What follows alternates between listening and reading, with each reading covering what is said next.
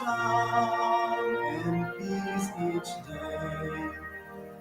Let justice guide our actions towards the common good.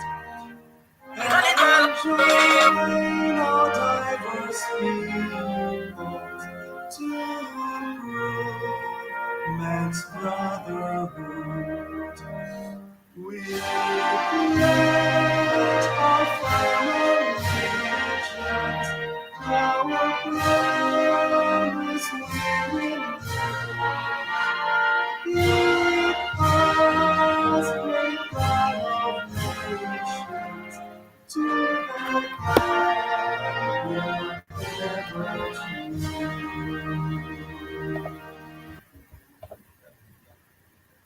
Assalamu alaikum. Assalamu alaikum.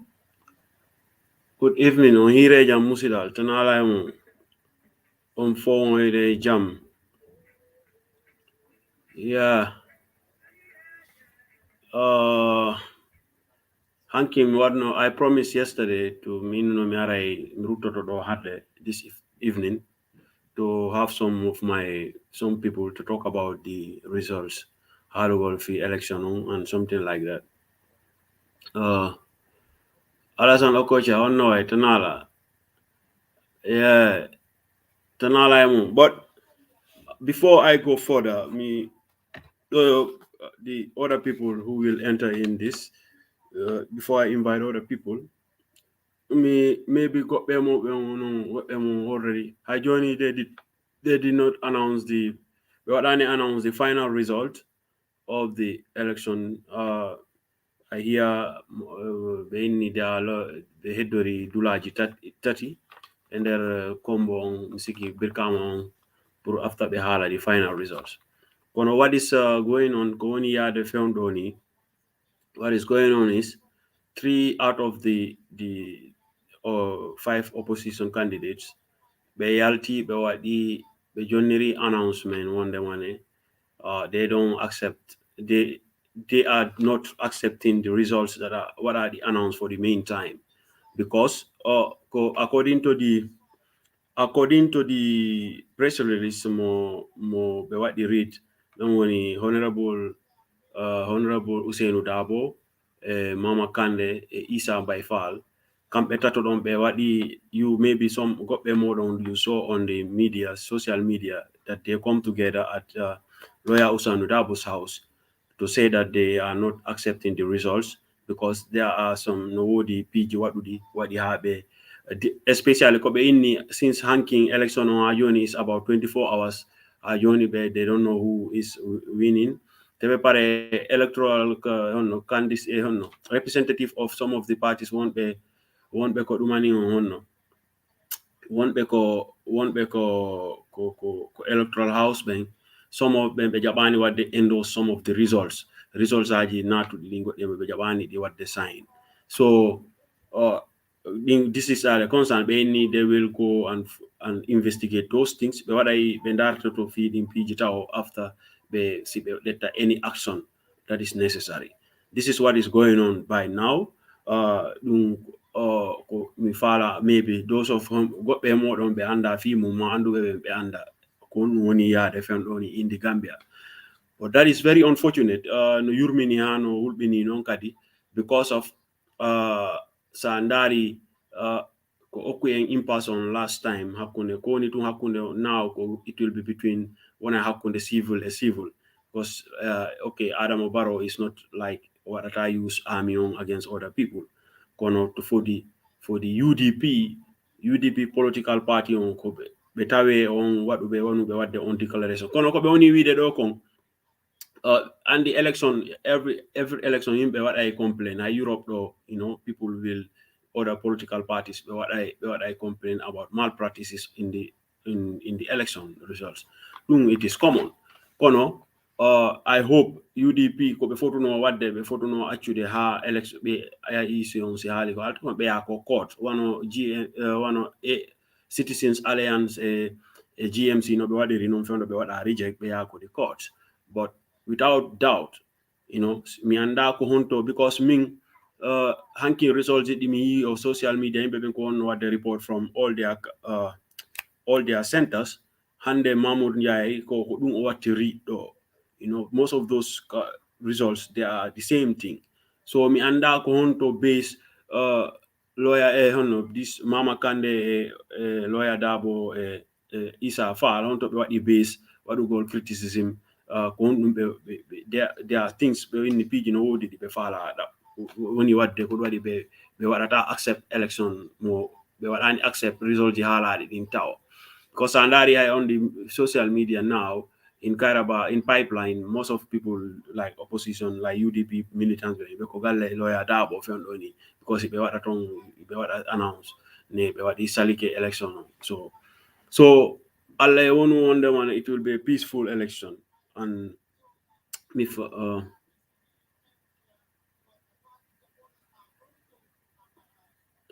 yeah, kono andi ono alasan okocha o windi do kon let me publicity so that on go be modon wa wa de read, you know. Lawyer Dabo and lawyer Dabo, if I want those who are around, I me found I want to come here today to more analyze about how I see the passage of the election on election on yauri no more my to give my journal own observation on political parties in kakune ma ko no ni yarude mi andi no lawyer Dabo and UDP they are so baffled.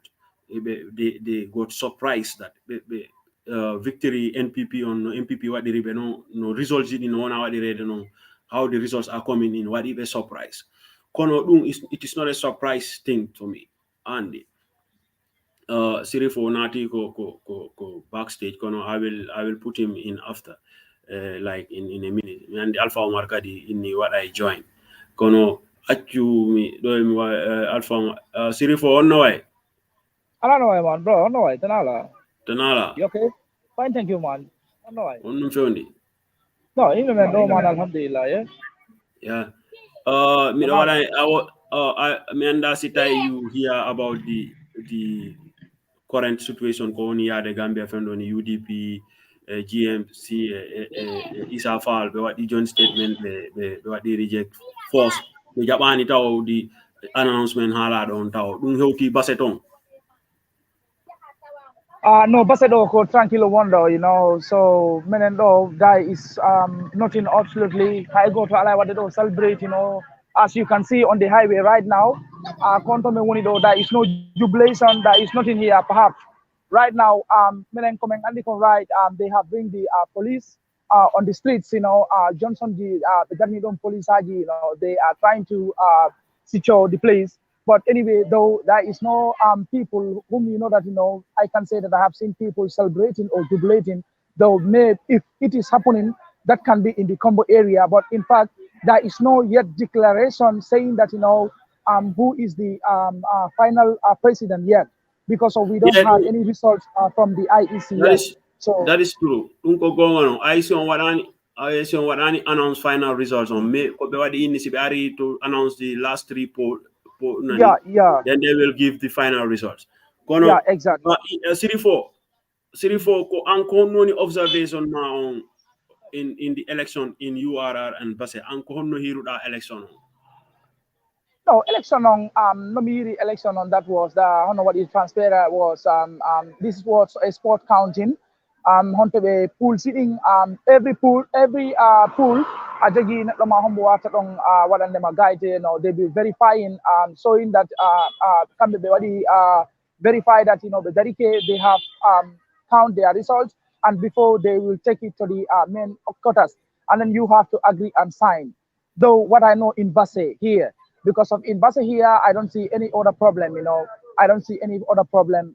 Apart from that issue, I don't see any other problem. And then since in the morning, I've been here on the highway seeing if I will be seeing anything that you know is happening on the highway here or inside the Basse. But yes, still now we are not seeing people celebrating. As if you can see right now, I'm in the heart of Basse, and here is Basse Santosu. As normally you seeing people here right now on the street, but people are not here for celebrating. People are not celebrating though because of the result is not yet given out. Sirifo si mi wayi man landa mi wonde ma in our base election results mabbe on base itself NPP wadi to win like a big margin about 15,000 in place of 1,000 I don't know 2,000 something for the UDP. Do you expect that that result? Do you expect that from Base? Anyway, it could be. So far, Andy, when people casting their votes, they know who they want to cast for. Because of you, when making these rallies and stops, etc., meetings, so crowds can be come out. But it can be the crowd coming out when you go on the ground. It can be you cannot find that crowd on beside of you. Mm-hmm. So obviously, and the Politicon is very funny. Mm-hmm. Politics is very funny because of and the awata what they got doing we are do what the expect got doing tawa dun non hande kade awata dun hebo dun what they are turned into another side. Hey, kono mi kadi be mi wonde mane kadi the in URR in general NPP orani let me say brother Adama Barrow the president or what he win generally in URR ko kanko wadi ton win ang sikuna konu why we do what do the URR what absolutely go for the president. No, and they don't know. I see holy, the holy final result. Adama Barrow has already win here in URR over 15,000 vote plus. So that one is final. Shows that they have already given that report, saying that in Basse URR, the whole total of URR they have been given out. So the amount of the total vote have been cast for Adama Barrow. That was 15,000 plus. Yeah, so that was people. Okay, so ang sikuda ko wadi Adama Barrow why winu the whole of URR opposition hebani any chance. Maybe the development coming into Basse now, people are trying to see the developments and then promise he is going to fulfill his promises. That's all I believe, because of as he says that he will always bring in developments in Basse, presents, and then and then he will make sure that he is going to fulfill his promises. Okay. Alpha Omar, welcome in. Alpha Omar is the one who sponsored this program today to have Alpha Omar. Sirifo ka jambar, sirifo mene welti mene yi golle ma mene weltanima. Golle ko wanda wadde ko golle labude. Odu woni golle. On tigi daranto sare mu. Neddo daranto sare mu ndeng. Wada do. Alpha Omar, mi chama wada introduce or wada mani salmina after continuing milandoma ankadino. Assalamu alaikum. Ko min Alpha Omar Jallo jibinande Basse Santa Su. Galla men de woni casino on fewndo do. Casino Basse on. Yeah. Galle mon de woni casino. Of course. Okay. You are sleeping. Anda ko fewndi. Mi do ko no mi dandi ko fewndi. Okay. Well, Alpha Omar, similandi kema ankari how one woni observation ma election on anani kadi lawyer Dabo en Alif onno e Mama Kande orani Isa Fall be yalti be ni election on be yi son goddi on irregularities an kon woni observation mada kon nun sikuda kon woni yade kon woni mijoma bangali fado I will bring you in andi ko politique ni be why wide be jaban dum ko politique be mari on right no wodi procedure kadi yehetero but with peace without no violence kono anyway be mi felani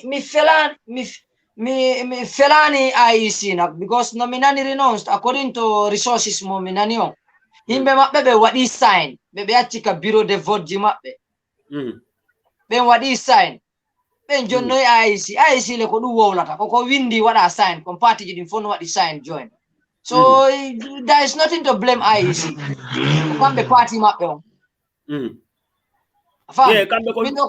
because won't be ko polling station ben ko ben wadata sign before something to go. Si tay non ko himbe wonu be ko electoral kambe ko be woni wiide ko agent mabbe nin ko electoral house ko be woni gobbe mabbe woni verify the votes that are coming from the polling station. Atawa yaray I joni no misiki non ay min ko misiki say IEC they took their time this time me arno do mi haali do fi about IEC on dettugol time mabbe fi resulted in wana be wadani mistake mo be wadi in 2016 on misiki mi e sikki an say hay joni results on wadani fo IEC on fala wadude kala ko be wadata wona ko laabi afami haray be hebata any blame be hebata any problem sikki ko dum wadi hay joni results aji din sinati be wada dum verify be rewa e mudu be ndara ha wada be anda ko on woniri sikuda wona ko dum woni do haray IEC on be fala ka hebude any blame you mabbe because heavy on blame kadi time inauguration Alpha Omar if Shirif wan kadi da why na to them Alpha Omar what do you think? No ko mi kay lampado anyway dal mimi ala ko mi wadata do blame IEC min do ko madi blame ko party ji mabbe din kambe tigi kambe wonnobe ka pooling station don be jabi what design be joni IEC what he declare so me my brother that's the only thing I can say ye naten fi basse hey andi milandi do andi taw andi bay do yan alde fi basse taw because what I concern because si IEC on si tay adana Bangali welcome. Guy Jan don't know. No Bangali kango kay dama mo nyawa ndure duma ko boy. O kumpay kumianda ndo kumfokiti boy. Anyway, me one thing on live one thing coverage on me saying that lawyer Usainu Dabo and then Mama Kande and then Issa Pal candidate Kambe Wali to join press conference. They were having press conference, saying rejected the election. They have what a hold for a while. Anyway, what I know to read package Mapeong. So they read a short note. There was a short note that lawyer Usainu Dabo was reading. After that short note, they closed with it. Then on time, don't actually page on. I have shown that press conference.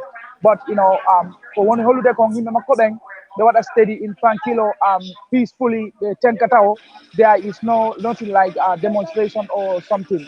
Ko one no halde kong yo him Makobeng you don't hold on. Yo mokala honto woni yo Tenkatao ha be gaina yinde ko be perform no wadde kong. So Bangali, actually, me come platform do afternoon continentally pass. What is the expectation after? Because Alpha Omar don't buri mo denyo. Bangali, me chama Salmon dirata what I introduce Oremano after we sitai da jo ori ko be da fal abedu de ko milandi boys at bendo ko ankadi. No, you 50 cent. Me anda ko ngal paingal fokiti boy. 50 cent. Being how long have you got hewa being going to rek at the end of the day they have a jam rek because and ko election ni wala ko na lando himbe yalta wala vote wala kono at the end of the day ko jam rek himbe landi so kaya Allah wadi no kare baro president you ba mo re jodo wo jam hendo because you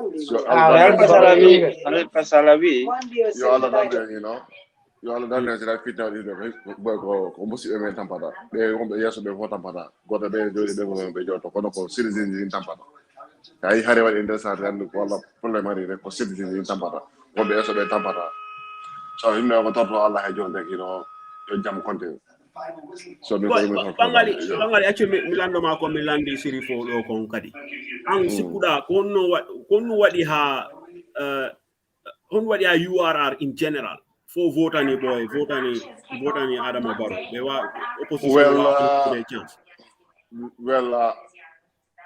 no some part when you are for that because kanari mane kunda dabu and mane kunda ko base consequences tawa they count in general Sanari last time hondo dabu basen para yalla be mo nyaate na tilo ko dum ko endo anda ko indirect eno mi udde gitere ma ko hore nange imagine boy basabe boy So himbe fetani boy. Goto be ande go hono be rakari. Hono sarangule yata non so ndugu imike. Goto be ko condi nene mon hipata jungo. Oto bolo. You understand? Baro ko men imi. So wala bodna para kala ko de ko enen andi do. You understand? Politique hono election on ari hono campaign on ari hagasi himbe hono hala himbe fetani. I hit jama wala boy I had 1000 himbe yaltai. Ko sadare maybe ko 600 watt vote wala hono 400 watt vote. What be no ko jokay jama because jama yalti. Yeah, and made dum halde do, you know. I said that here before. We actually yadu go himbe naba himbe group himbe sare ngara peng. So me dali do do I ever wonder what is funny because me the time we are no UDP are no stadium me do himbe andu da. Me do himbe andu da be boku campaign. Wa de yati be ala vote faro. Mumbai ore. Alpha Omar on fala Yes, Sirifo humpiti en ko honno fewndori sare men den ko honno wotira. Okay. Sirifo e humputi en ko honno wotira ton kande sare men. Okay. Bangali. Fado Bangali gayni to ko falade kon after Sirifo jabo ma boy Alpha Omar. Bangali. Afero yahi ari yop enen ko tornen jam rek. That's the most important at the end of the day. Himbe toro jam. Because the jam heba kere enen point heba jam. I understand. So jam heba because you may don't understand what the heartbreak is different because I already hanky. No man got uncle UDP when you get 2016 and 2006 more UDP. Hanky when you unlock on get them what are they vote baro. Yanti mo hula. We are more film. Mo hula. Because all when you cut along into the wrong box, ko daro fara vote and the vote and the baro. So I ko jalan boy.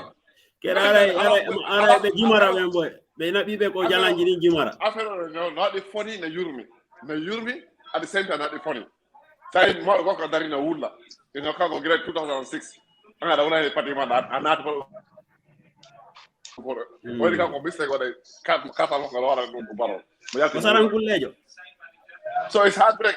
No, wala ko chendo. No,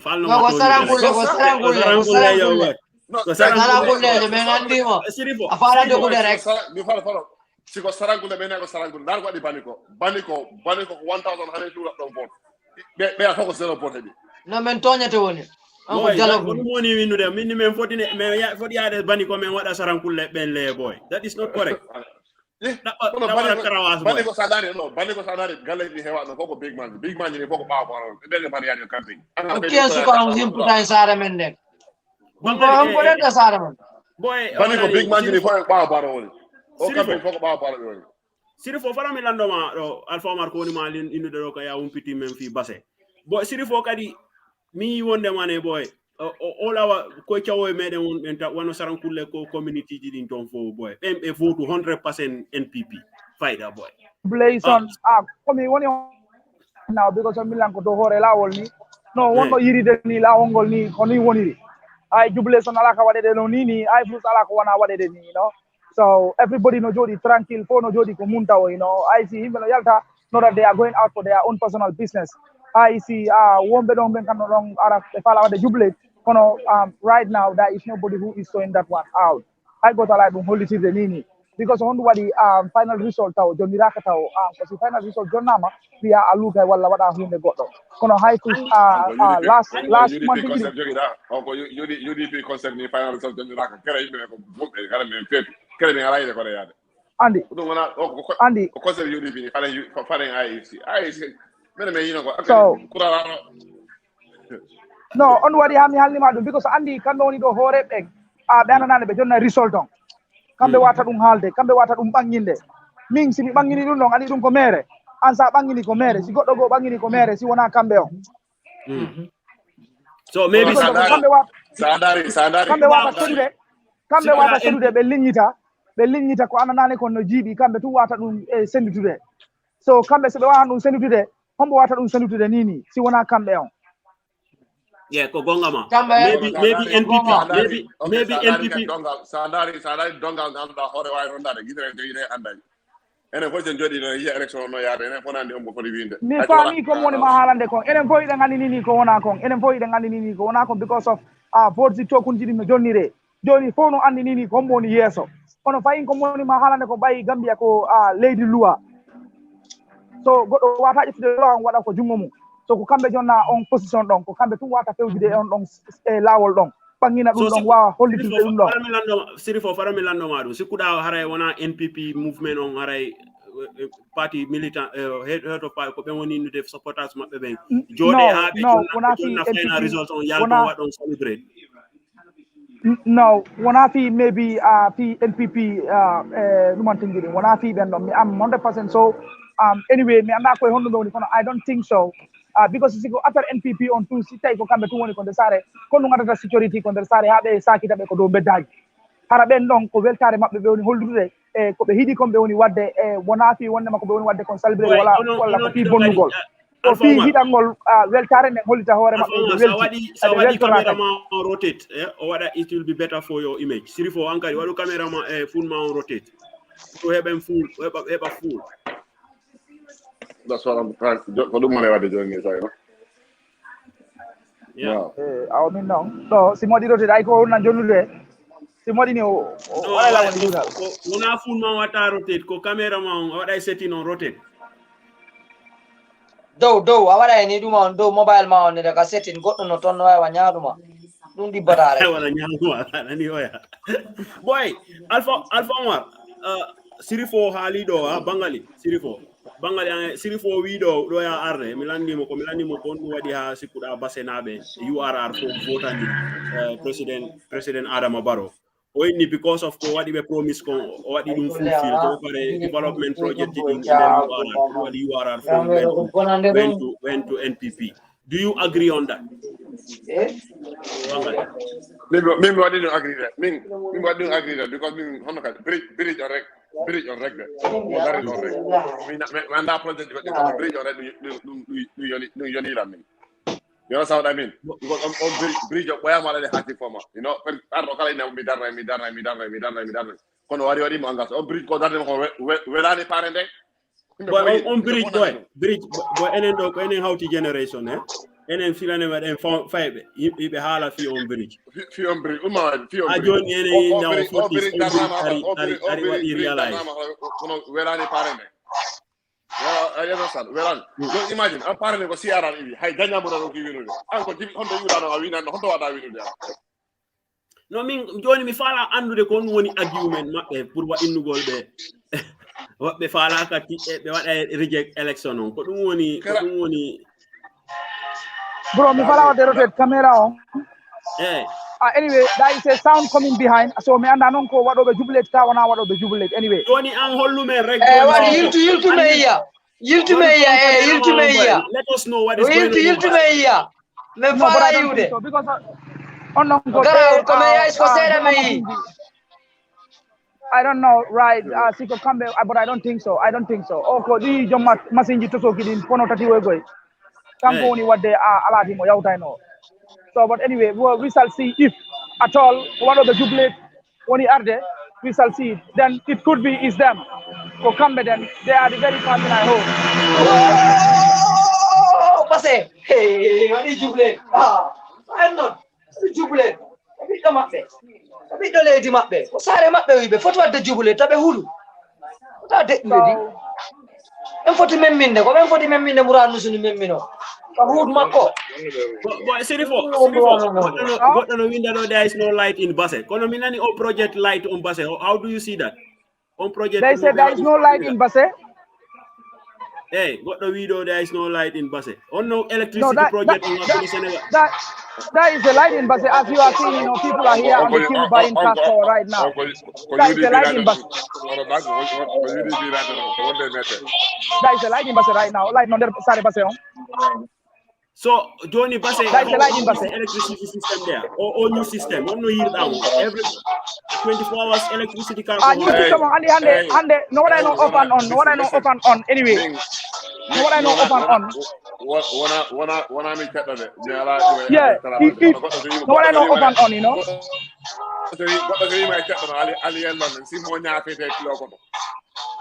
Wala base ko nga ayala ni sinyo mo nya kay de tilo ko. Basta beautiful man. So right. So you see, as you can see right now, people are trying to celebrate right now. But don't need the foot you want to go celebrate on. So sikuda celebration on foot So- ke joni dal. You are No do futare APC boy. No for futare by right. Basta no foot. What I want just strong wood mako. So these are people celebrating right now. Go on either one right now. You can esba, mi do hide do lights kono andi bus street light So- on mi nando ko man. So people are celebrating right now. Kay koy bus As o you baro can by see force. inside buses. Yeah, baro by force. Kay koy wadu koy danga wono mara boy. Go base by force. Baro by force. Go nga mabe. So Go nga mabe. Utauti be. Ay. Kung sare makone. Makala pasare munde. Kuri dandi ko yeah, film this is happening right now here in Basse right now. This is what is Thank you. happening right now. People started celebrating now. What they say? What they say? What they say? Onondara be what they say? Onondara be Yeah, what they so- say? Bangali. So this is what is happening. Ay sadari pito mama kande esa pale ono kadi elo ya dabo kadari body language rek body language jodo ni lore On wadi Halifa Sallah yahani. Halifa Sallah woli no inno election goddo wata wujjude ko gonga Halifa Sallah woli. O election goddo wata mo wujjude. so ay sadari Kala ndo yi ko ne wade moto ga fa selani. Ko do na de moto ko sa. Mécanicien be ben boy. Boy, oh boy, andi tani oh boy. Boy Bangali. Maybe andi Alpha One. Maybe So, bo yeah, andi Titani, oh, What started the white man Right right now? Only now, started- leader. Afalla fennude.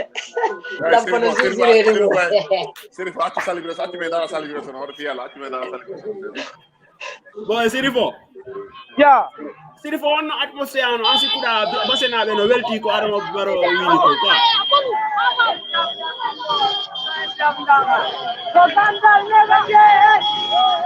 Uh-huh. Awai landade goɓɓe maɓɓe wonɓe waɗɓe celebrate ɓen kon waɗa ɓe yalti joni ɓe waɗa celebrate. At least men nana hala mabbe kan. Weltare mabbe le. Yeah. Actually, Dara, because I need to go on the dogu be woni woɓɓe machine, you know. Daru goto mabbe le jeju mo daro. Tijan Esbano inna lando wo honto street light on boy. Awai men landanade Yeah, fo it de can dañi be. o honto street light on woni. Mane fore daño ko UDP atu ande fi fore daño do fore daño hande hilande nyame No mo mari right bangale affaire UDP ala under basse mo mari right on to like this. O ni honto street light ni woni. Joni men landano men fo de dañi o honto street light ni woni. So, Daru non goto on non luka do baro don. Where is this Sirifo? Konto ni ender base. Konto exactly. so Nini, we want to hold it Nini right now. Honda exactly. So, Sirifo landa. We can have one person we can able to ask.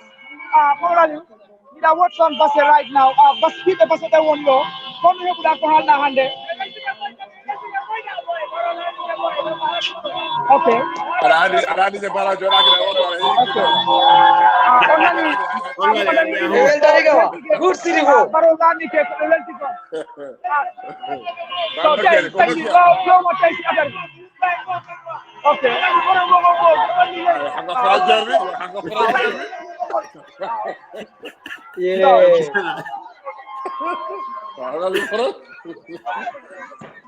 Boy. Sorry. Boy, yeah, like Basse, what's on Basse right now? Had the phone with alcohol now on day. Basse not only man that right now. Ko don jay. Mane ko don jay. Jay.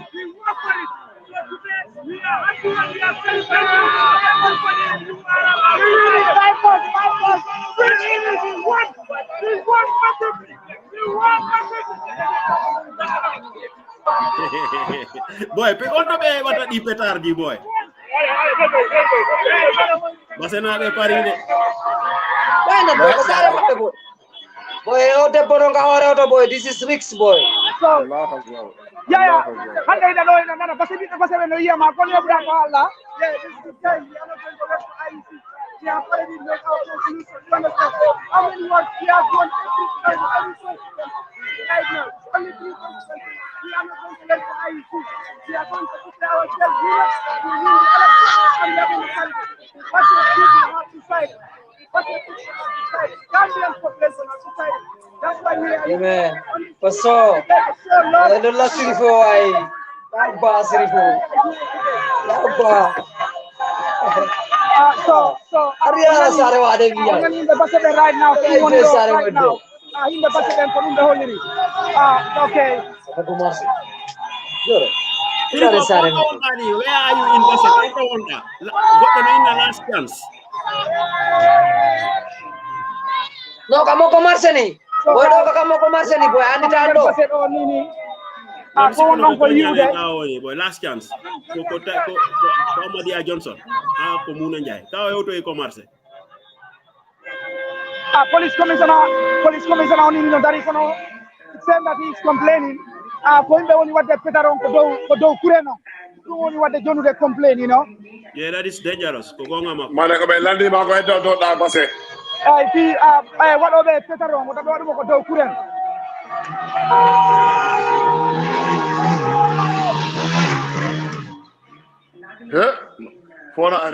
So right, have you seen what is happening right now, right? So yes, I have to leave you guys and I have to go to my page now. Tell Baserians where you are. Yeah, I'm inside Basse. I'm inside out of Basse Santosu. And this is Basse Santosu. Which Johnson are you at? Name us a place. Milanko, Baba Galle Johnson. Baba Galle Johnson. Njai Kunda Johnson. Muna Njai Johnson woman.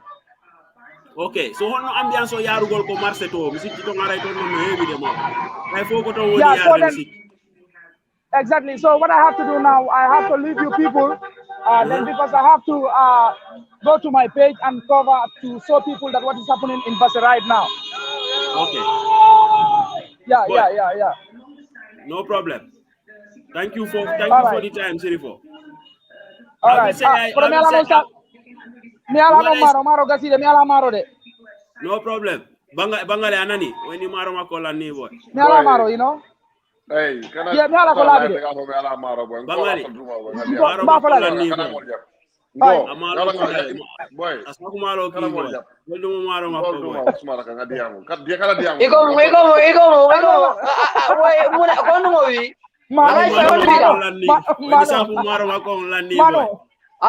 Sirifo ala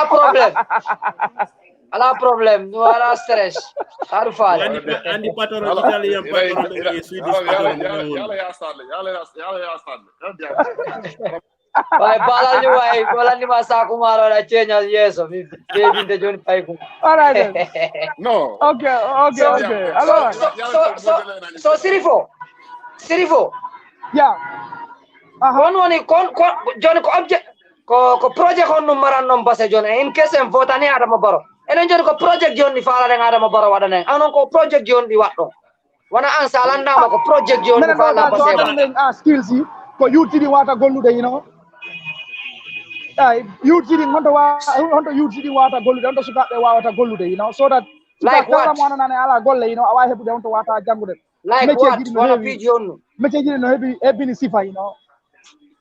I won't lie. Figuring in the water what they mentioned, because only for what I want they jodo in the office, and for what I want the office, you know.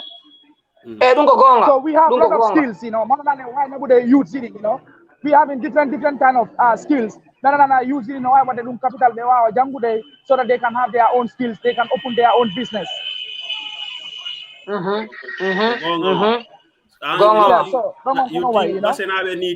need skill centers. Okay. Minani bro me anda ko honno wodi skills PG ko addano don bro landi me anda 200 and something me anda ko 100 and something no hebi something project go do ari don Basse so yimbe be jaban nota de youth city on ko to ko wa No, ba project no hewdi ari Tijan, on what I mean, you want them to revitalize the cotton ginnery and could want that the Tijan Esba. He's talking about the cotton ginnery, cotton industry. Yeah, Sirifo, he's right. Go to your page. I will say your Facebook live. I will say it here. People will see. Okay? Do that. Okay. But what I say our Facebook live, Sirifo, maybe don't put more than the chip than what we will use direct app on. I will say his live Facebook live on the it's more better. It's more better. I can go APC every Saturday or every Sunday. Wawe ngadu demo humpita en kono feundi kasara me wawe mbedu dide hakkile mako wandi pigeon is very important wada findi na jamaa o suka dari do de mo dari fi munde bari hirude de hirde fuladu na di base hande go do ma e ko dum ma ko ben ko enen Allah kingulamu Bangali Alpha Omar memi do godum ko wadi important wida ne Konung boni project ji base next. Now that you are and base what any vote President Adam Barrow and President Adam Barrow and base Iwi. What do we expect from him? Uncle from him like before before dun sa ko base nabe hollata enen base nabe taminnu kambe base nabe enen base nabe hollata Barrow we need this what we need. When I go Barrow, we need something, we need help.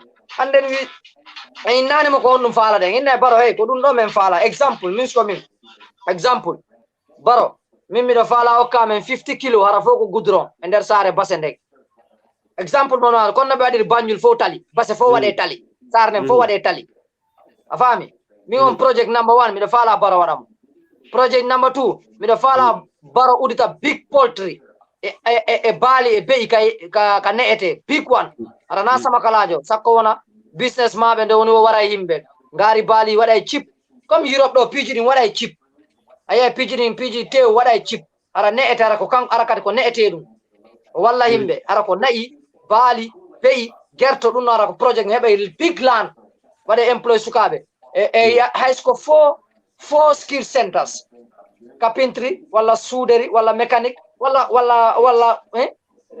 wala electric e piji nay wata dinno jarano dudda parce que se wi en wada fo wana enen tun wana barana enen tun lamani kono sen hebi wana dim piji en hebi project man dara ko fi kulle den kanete kulle number 1 en hebi on project number 2 en hebi skill centers nay kasukabe men janga sare den wada namane gudron bo yara Barrow day o lotani renno o fitani en baawon tuti kon ko enen andi unknown Bangali. That's something right. Like we better on the Alpha Barrow evidence. It's something which that is very true. Sandari and Masoji Araji and mostly you Senegal Ara. You understand? That for break out the same for Ara. Mechanic for Ara. You understand? Business for Ara. Being like example, being I was inside the gate, I was just sitting down. Me mother being me just last time, time bottle and me daughter Nyama, kicking and play basketball. Me if I jam me chase here. Me and I wala na the same routine me jagi every fucking day. Me allow that for so on me water out there. Hometown tadi me am dogi na sare me na me water. Me wada come buri dogi na sare me mura dogi na sare. Go to be ko dole mo wona yani ra. Ko andi hustle di ko ya no honte udana ha dum wadde. There are some hustle di ko ya no ha dum wadde. Ko mi dar na am je asran time on. Be hano lumo min tigi. Me tal bossa me ha lumo kono we hi lumo na yeah. Ko bossa jini de digole ada lumo mi nana ko lumo ha mi mi wala ko te foka ja ona antum kada mi dogina non baba ila ko daro Alpha Barrow dogina baba era barabano awa de ko semester ni basse ni na wala esma wala Allah you know because hande ko hometown ma himbe ko sikana wada himbe sikana wada dum ko adena ko ma wada bo heba kal ko mi yehi wala raba ko bono bani mi ada 6,000 4,000 3,000 buri ko mi jodo the whole day 50,000 heba ni la do yata rabal mi ko onko la mi ramal kala ko bagaso do wadi fo ramal wadi tawli mi mo Allah wali odo hono ko broda bobo on la non tikete ko dum hono ko lumo be la be bobo santi ya nice boy yeah on ofto on heji la hede place ko do bidade habile ba ana wantel mi ina on mi na mi no on slogan so ta wuje la kara foten no No, this was my slogan. Rebel boy. So sota wuje. Laga rapporteur na. Mina se chukalo wuje pima alla bana. Si ma do wuje akidi ma alla boy wuje. Bangali boy. This was my slogan. People was buying. Miara mi tara mi look at me na onani ko na hala. Mina chukalo wuje pima alla bana ma akidi. Si ma do wuje akidi ma alla. Boy wuje. So sota wuje. You know, because I was there. When I entered the Himbe, people were buying. You know, it was funny at the same time. I was creating jokes at the same time. People were and the business like that. You know, Mary and Miara, Negeri, I saw that I got me. What am I doing? We don't know what I did. I done what I asked me after next door. That is what I'm doing. You know, so it's very hard. I saw somebody on somebody's Facebook or only the use are not useless. They are useless. What do you understand sentence of? Only the what Timo repeat? What Timo repeat? Only the youths are not useless. They are useless. That's creative, bro. That's great. Yeah. What are useless? So Bangali Koni Alderogon, that is where it is. You see the young people, they are like a lot of us, we have this, we are just lucky to be able to we are just lucky. To get out of the system, you know? Of it. Kono I got no janga do halana, hara heban my family ma kon ha state on government on be alanamo anything. And they what they support, you know? Kanko wana Halifa Sallah ko inata kon mobe ma jibine tampere ay tampere on fo mayong e tampere jibina be benkade be wona e tampere be maya e tampere, something like that. So ko dum woni don, because the youths, they are not useless, but they are used less, because from school ko jande ne woni wada correct taw be wada tama prepare on no wawata sa gayni jangude wona nafa hore ma kono andi don I'm very sorry. Min mi wadi another way around, mi wadi blame society on, wadi blame government on. Afami. Sinadung bidoma si school at least oye school o arti o jangi Quran oya school o arti oya kaduma oya high school mechanic wala school tailoring 3 hours 4 hours taburudu maximum ya do school o Alpha Omar angida andi Europe do Bangali. We all know how it is here do those are high secondary school. Hara already before ikema what do they jonno de lawol hara sa gayni sa yalti jangude tum awona e goddo so sikuda and the problem in education system body anga danga 12 subjects boy 12 fucking subjects on ajangude, you know, out of this subject before, but how are they specialized? Master kodu wala every day or system medication master okay when I'm okay, work at what specialized more on no broadcasting. I yetama and broadcasting. Okay, Alpha okay, Bangari sports. Actually, what about sports? And they had how they specialized on sports. Kono anga tangi 12 subject, anga trajo ko subject humbo put down the focus. And that's because history water, and that's because science water, and that's go. History ji be jangina ma fi Alpha Molo be jangina ma fi for the Dumbuya boy. Andy boy and about Alpha Molo and Janke Wali and no, I had school after what I practice mother, you know, I had legally what I practice at the same time. I had 4 months practice, but I'm attack still now I dodge land kono structure ala I had university hondo hore ma around apara be na ore master got 15 be na ananani mi ombo mi sonkidi de balle sa biddo basen naajo wi barawadi university minima university barama don ko weltore mi weltoraki no ila bro fiyo no da wonani baro minima university Gambia mo ya jami wadi on PG 14 man on do ditiro eta university basekat no ngara ko danningol jande nen kono ko mo anda wiata baro no huppinde jande don ko danningol ko college woni ton hay on college ko annex ko dum on ma wiide andi annex aminani yimbe ben no inna be ala enough staffs bro hay college on Gambia hore mun timman taw on student je wona yiwde to ngara jangado acca hakke Piji vote male to. Alpha Omar, Johnny, sitai official Johnny dengandi Adama Barrow wadi lead on election or wadi win. O wadi lead, one was your wadi lead. Yeah, I'm just saying, and the by IC on Gaina Nita, engin nai. Mene IC may be only 53%. On do me got it tatamendo. Okay. Sai Basse no jogi lot of influence in one uncle and I do lawi mending what the widow Tijan in the hospital on Basse no what you need hospital. That is very true. Basse next lobby mo Basse na be 40, especially tawa NPP group they close a government on. Ko be wadi 40 what the lobby ko Basse have a good hospital. I think okay, no, on the memory don't Barrow don't wanna Basse Barrow for remember the countrywide. Legally I the depot na para what man kila nyi para the Maya Bobo ko head dog. On problem Gambia for the game. Kono Andy we are talking about Basse here. Basse boy. El Center boy is very sad. Bangali do bakar Basse wona yewte da fama yankadi no fama politico. Ko fisare men de. Jabu ko sare men nan kada jabay do ko fisare men de wonde yewde na Gambia fo. Ko fisare men de. Election Bangali be no demo. Boy, Andy say onati time and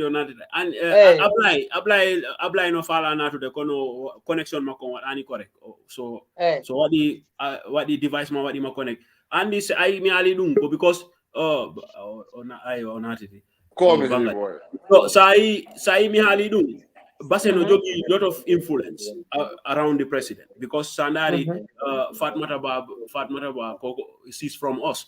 You know, ko bandira o mele fami be hobe no jogi direct contact e makko afami te pare secondly Adama Barrow sai mi hala kan tajina sai mi hali duna kazi boy ci horne mo jani boy lati wa mo Basse ko do futor la boy hospital system don ko nationwide I understand because I dari got to know ni Basse wala fato to be do gina Basse be do gina ma bansam be do gina ma combo I understand do hope anda ko mojani kono so do mo ibe fo depuis de fo moja because ande ala hebu de jibina habara ala bi yetta dum hono ka ay na legere ko don yetta iya habara iya ngana ko dum ko free fo dum wona kono bi yetta glass do ko ender kula ko iya na awata do ko facilities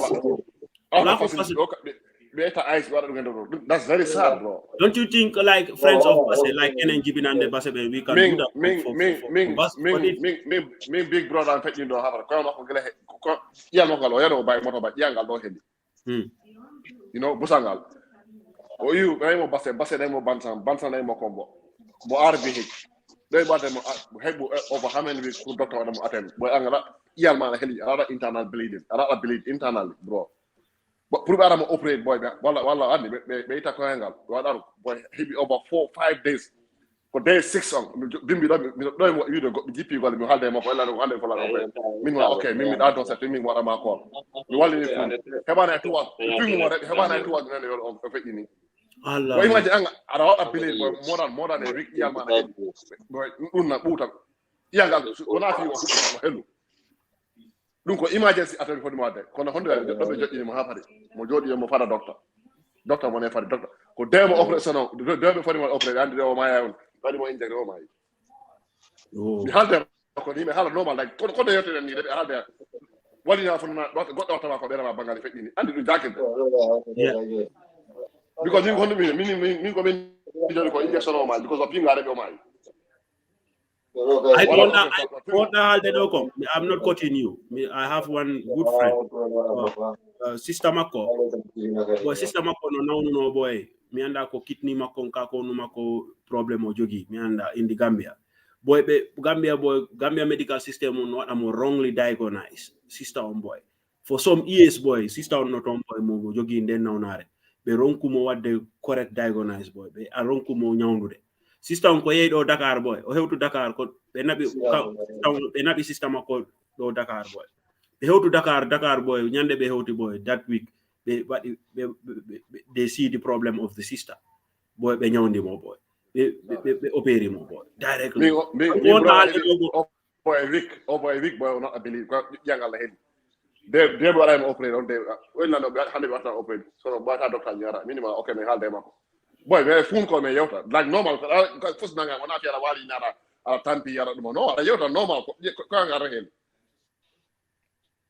wada inject ko wrong brain bari inject na ka ko hondo wada inject na boy no wali o mai nobody knows no wali ona fi data mo non yalla ye dum no mo disturb no wala normal ha mo ina ne hono gari maybe ko tanda ko be fala ko nyamude no o ko basse me yewta me jala min ma o ka timi walo to min nga wada ma ko boy min ala ko fun ko mi wena problème mai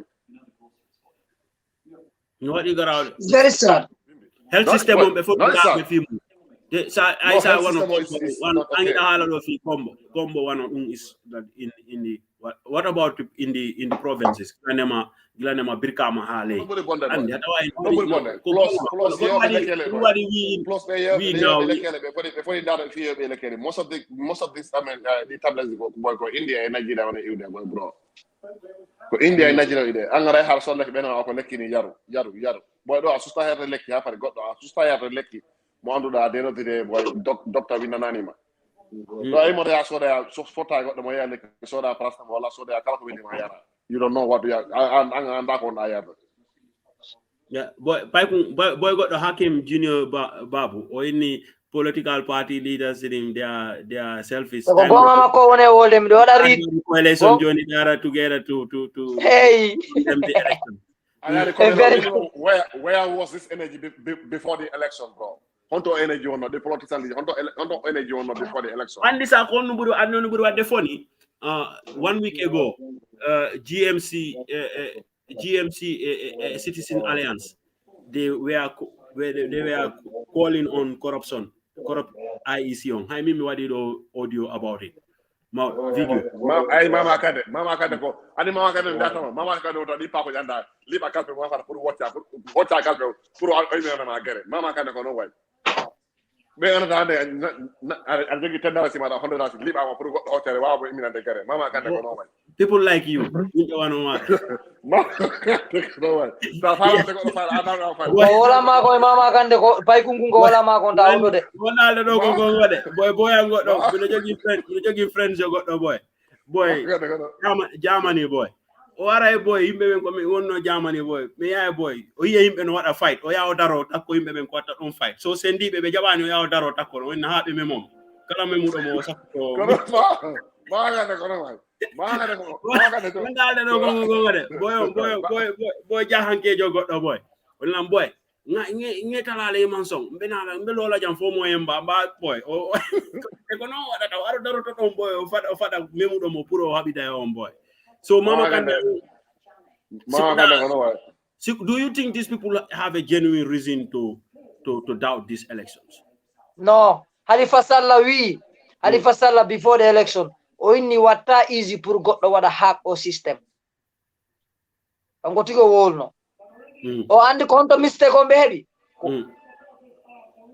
what be representative party jidi ben wadi sign ko anduda okay no haju mabbe kambe mabbe to andi ko geldi enen en tefadu IEC is not interested dum ko politique tawa andi on do mo sikule problème on non honto mo sikule problème because Dulaji got along him a lawyer down in Japan when they sign because when come to Japan when they sign because you hit no court have the tarane what nadari announcement to marathon what more follow GRTS one don't want to QTV legally to pound not the report for anywhere what the sign him a lawyer down got something when they sign no ko sakitorundo hebi 53% no bila hebi 53% be futti saltade wad gol sign because yago kono gari anjali say no maybe 53% got say be no 53% out of 100 kono hebata do ma andi dum no aday ni bi nyaba because lawyer da way ko dene min hidda me wala sign wala why vet ana hidda me wala sign kono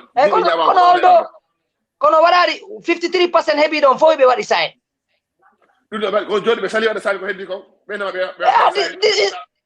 dum ko lo poti mabbe 53% ba fe ilumbi aposto. There's nothing problem on it. Dr. Cisse number IEC do ko we need 200,000. Kono ko be jogi kon sign be jogi ding sai IEC woli ha 53% be dum. Ko sign don't wanna problem IEC. Donc si balawai si NPP wai what the manipulate UDP e rutiti ben kander ballot box. Be what is sign what be manipulate what is sign donc ko haju mabbe. No problem. The counting from the sport counting. What do we sign at the sport counting? This is where it is valuable. This is it. Andi don't particular what I sign. Andi don't CLT particular what I sign. Andi don't CLT for content particular what I sign. Man, that's it. Andi fimu. Yes. Party no andi si ari non Johnny mimi John nga iminilang golle mimi yenda golle mimi tayle nga ganyike. Odo ko angani odo ida yang wada lang affaire mo da sign John mi watani ma carte odo de. Mi andi ko nombe warri. Nundo na problem IC. Dunga wiata ko problem IC lampa. Wada consider IC. Kambe IC kaidiri ndi labi ni be kambe kala ko wada ka science be wata wolude. Odum hadi be wola go ya Johnny. Ulutiti di UDP jamani wa design. Block dota One problem. UDP John bila 53% yalti hali oro honno. Mama Kande netama Isafal. Hey. Isafal dabo hey. NPP ala party si wana in party ji ko militant be bengo mari. O ko don affaire on ko baro buri be hakkil kambe gande mabbe diplomatic puuju pacha baro buri be skills wayi be sodu de ka ballot box so de imbe makko ben donc be c'est fini.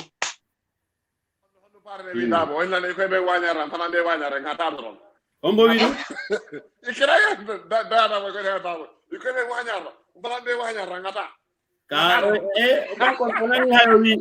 o wi mi anda ombo ni iko iben tinyala le ndefana be tinyala le Lawyer Dabo is not a good meme.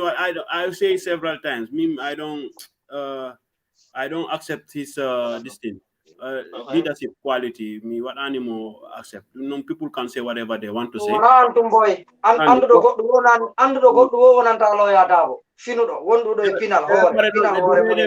way they are running things is so unfortunate. But Alpha Omar and Sikuda, don't you think the NPP like I see on photo Ardewada announce the remaining results and then they go their way?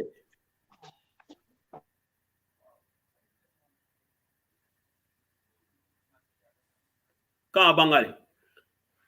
Sikuda could when I could what I Sikuda no join. Do you think I see on what let me say Sirifo sir?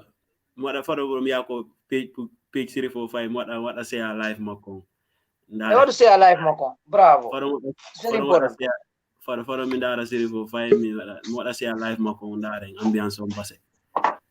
You know.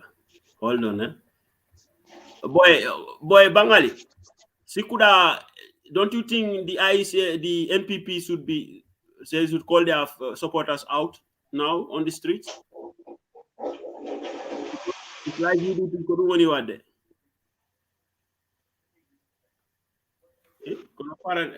Paradise. No.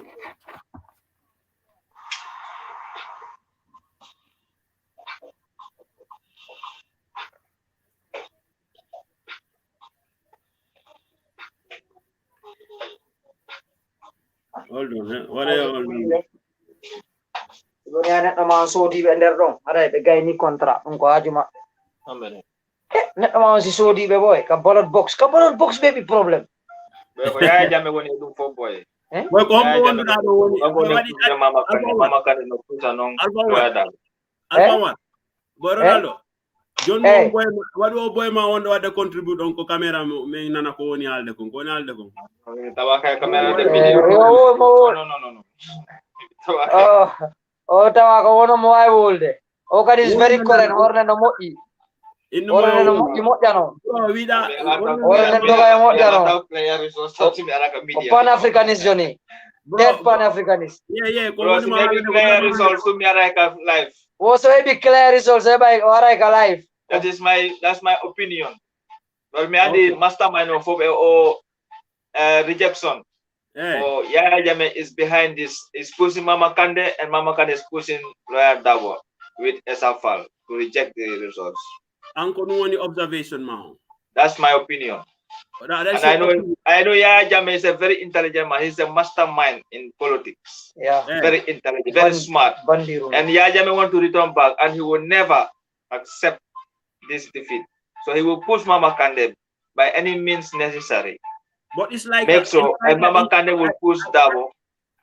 It's like So the social media is announcing that Honorable Halifa Sallah already accept the results. Yeah, Halifa Sallah acknowledged that this this election is not be easy to be tampered, and he already acknowledged the defeat. That's why he's not participating, because Halifa Sallah is a well-educated, respected person in Gambia, and is also very smart and intelligent. Mike Ma, what do you unmute? What am I the unmute? I'm what do you mute or okay. Okay. So Halifa Sallah is not part of all this. Baro do for the gold Halifa Sallah all time Makodo boy. 5 years old, what is Halifa Sallah be gola lady boy. Opinion because after all, Halifa Sallah don't want to run for office anymore.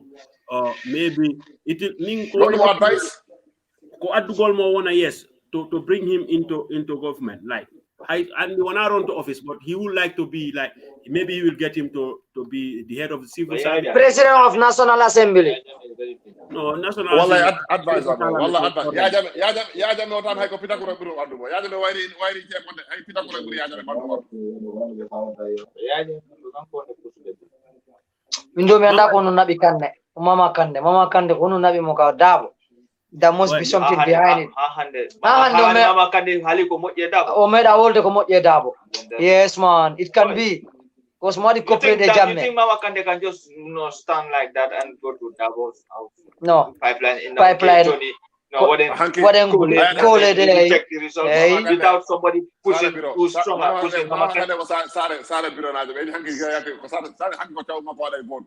Mama Kande bluff kan ayal be hala be bala sir fa wala ko affaire sir fa ya no ko Mama Kande ya wala e bluff yi mako sir for life ko president bandi no Mama Kande ko bandi o ko ndongor o ha jari office ko ndongor o ko ndongor do no ko ndongor Mama Kande o falju quoi, because Sandari Mama Kande, the way he performed in 2016. So what any mistake? Because Mama Kande grassroots makon no Mama Kande ko natini hore mako APRC haya jameno no arano yenna himbe ben. You know, mo jonna la yaada me platform ko don bonnani mo. Because himbe hobe wonno be le mako fo dogimo. Because ko mistake and the UDP kadi ko hebi bedo and the UDP hebi overconfident. Afani they na men what I need high goto kambe be the majority because of in the mindset of many other UDPians, basically majority of the Mandinka population in the Gambia are behind the UDP.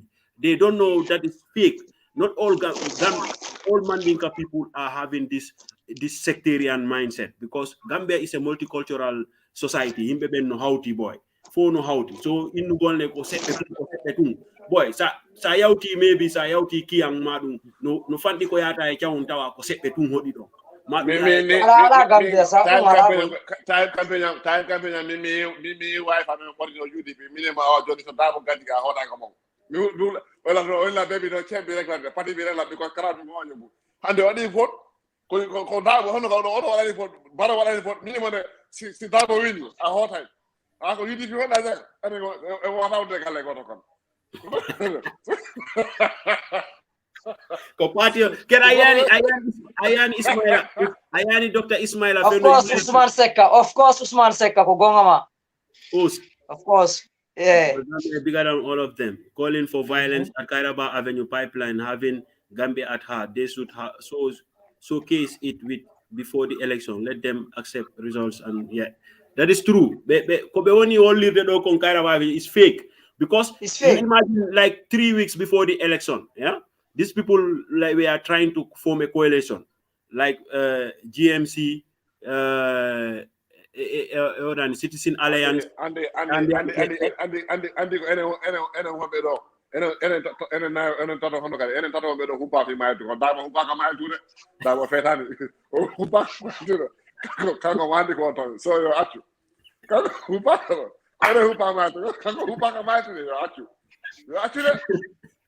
Kira ko dum hul vinir de Bangali.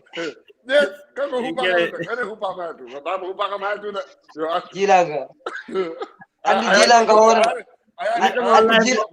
Gasi live stream mako Gasi boy. Ayar mo yoni. Dai damu sala jodi mo yoni. Kanko mate ko ni matu. Because I mimi ni kano. Dama sokata kanko wala kanko no horata. Ko ina wala hala ka putal.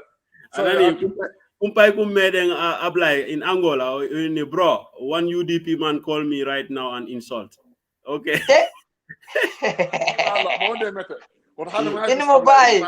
In wala problem apply. No, Fendoni boy. All this opposition. Apply in wala problem. Abbiamo tu politic wana religion.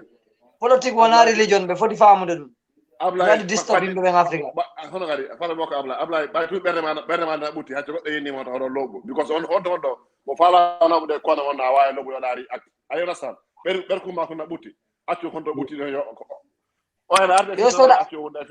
soda ko ka yara dano da jokka jujuma da wodi Gambia sa inno mo wodi Gambia boy to habudo e goddo online andi min ko dum min nata do. I always say this, I have this principle.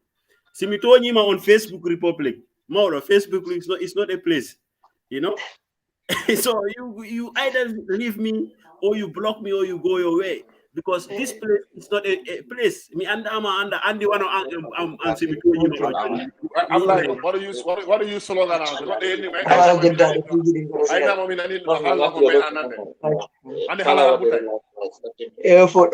you Boy, question one of brothers demanding. They joke brothers the hell the sisters what do the campaign for NPP you are. Stand on before the year to come as a bargain point found on. Because one of sister Maria Masama and the boy Barry, you know, even brother Mandela okay. And Mingila Barovi and don't know mine. No, mine are focused on Jay. Because I heard where the campaign is. Yeah,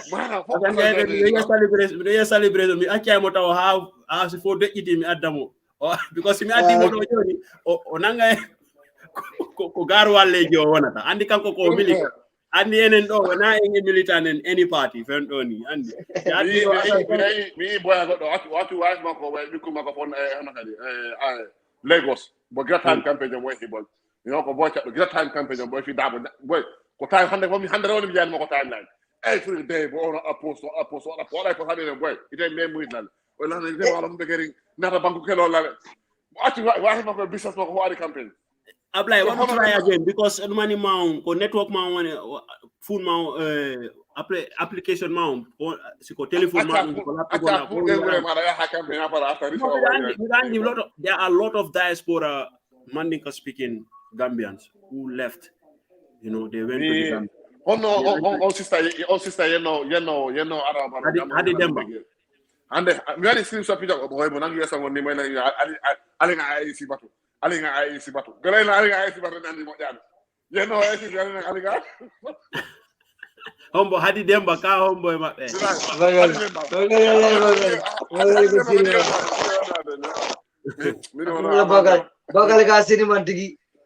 no, me video makon live stream got the do friend you want and me them from what they follow. One of them no be Ming him be open no wodi be anantane they were my good friends. They are big militants of UDP. I lost them because of UDP. Found out time in transition. You know, I lost a lot of people during that. We unfriend each other or they stop following. I stop following them because of their sentiments, you know. So I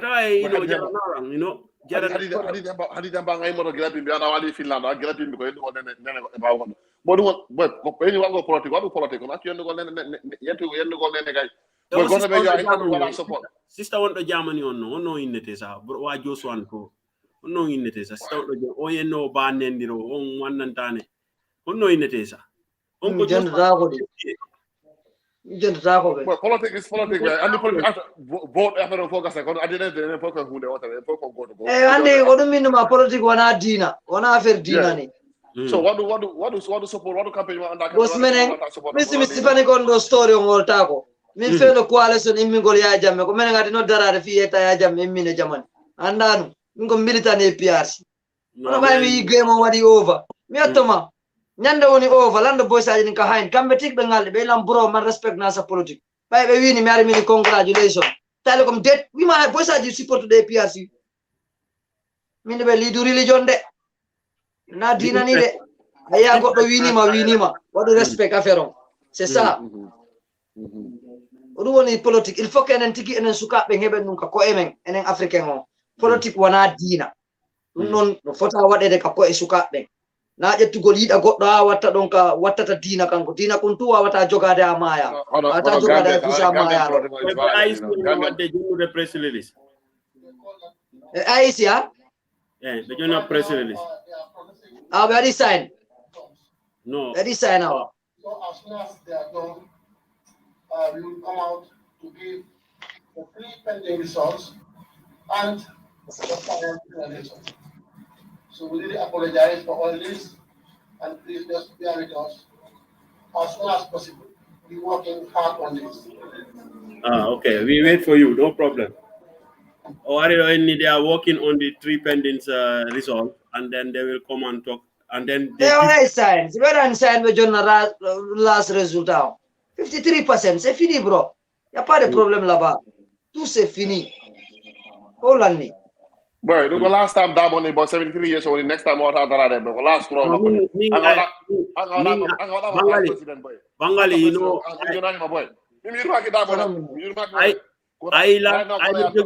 and me fall no arre me hala ko why lawyer Dabo what the lose election or election. Lawyer Dabo whether o jabi mo salike, Adama Barrow win him on this election or sal and me do job win no some points. Mi halante do wunde wotere. I lawyer Dabo o jangani o anda politique. Lawyer Dabo wona a good politician. Is andari gilanema 2006 ha hande. Lawyer Dabo kanko hadi hore makko lamu. Fami. Because Lawyer Dabo UDP was the alternative for everybody, like to bring changes in the Gambia. Because of lack of his hebugol tactics, me andasi ko kanko kako himbe be what is around hore. Kanko tigi. No, I got this one better you know. Kanko tigi. I learned about the on boy last time when you were Benzuda on boy. On the kind of Benzuda. Hey, one of because him be phone about Benzuda more gold. I understand. We had Benzuda because one better for lawyer.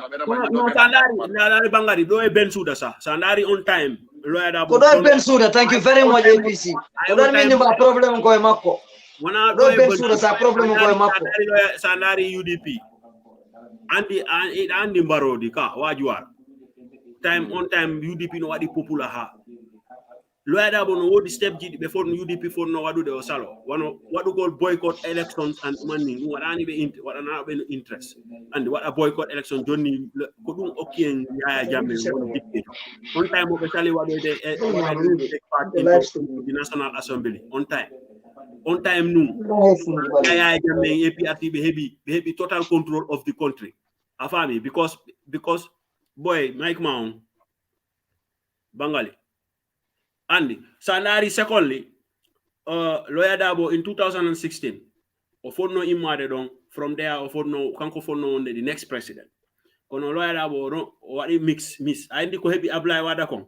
Odun hebi Lawyer Dabo. Because I apply wada combo in minimo president yagal. Wana Macky Sall. Who was Macky Sall? Ombo ni Macky Sall. Macky Sall was his prime minister. You know, Macky Sall won no lemako direct lemako. Bombo adimo what the challenge authority mako. Wana Idrissa Seck. Who was Idrissa Seck also? Ayim Barodi, Wajuara ko niyalti the UDP because of he was against the way UDP was going. Oyo what and form hore mako political party. Afami one time no be futti gasude APRC futti gasude in their UDP on ari have UDP main people be ben one wajuara himbe ben fon wadu no respect wajuara no birkama en mani ko wajuara jonni be don, you know. So and that I know that 2016, you know, ko kambe jogi the majority kambe woni horene because of Adama Barrow and kambe be sika on wadi win majority in parliament because of UDP. No, because of Adama Barrow. Yeah, they went with Adama Barrow campaign. That was it.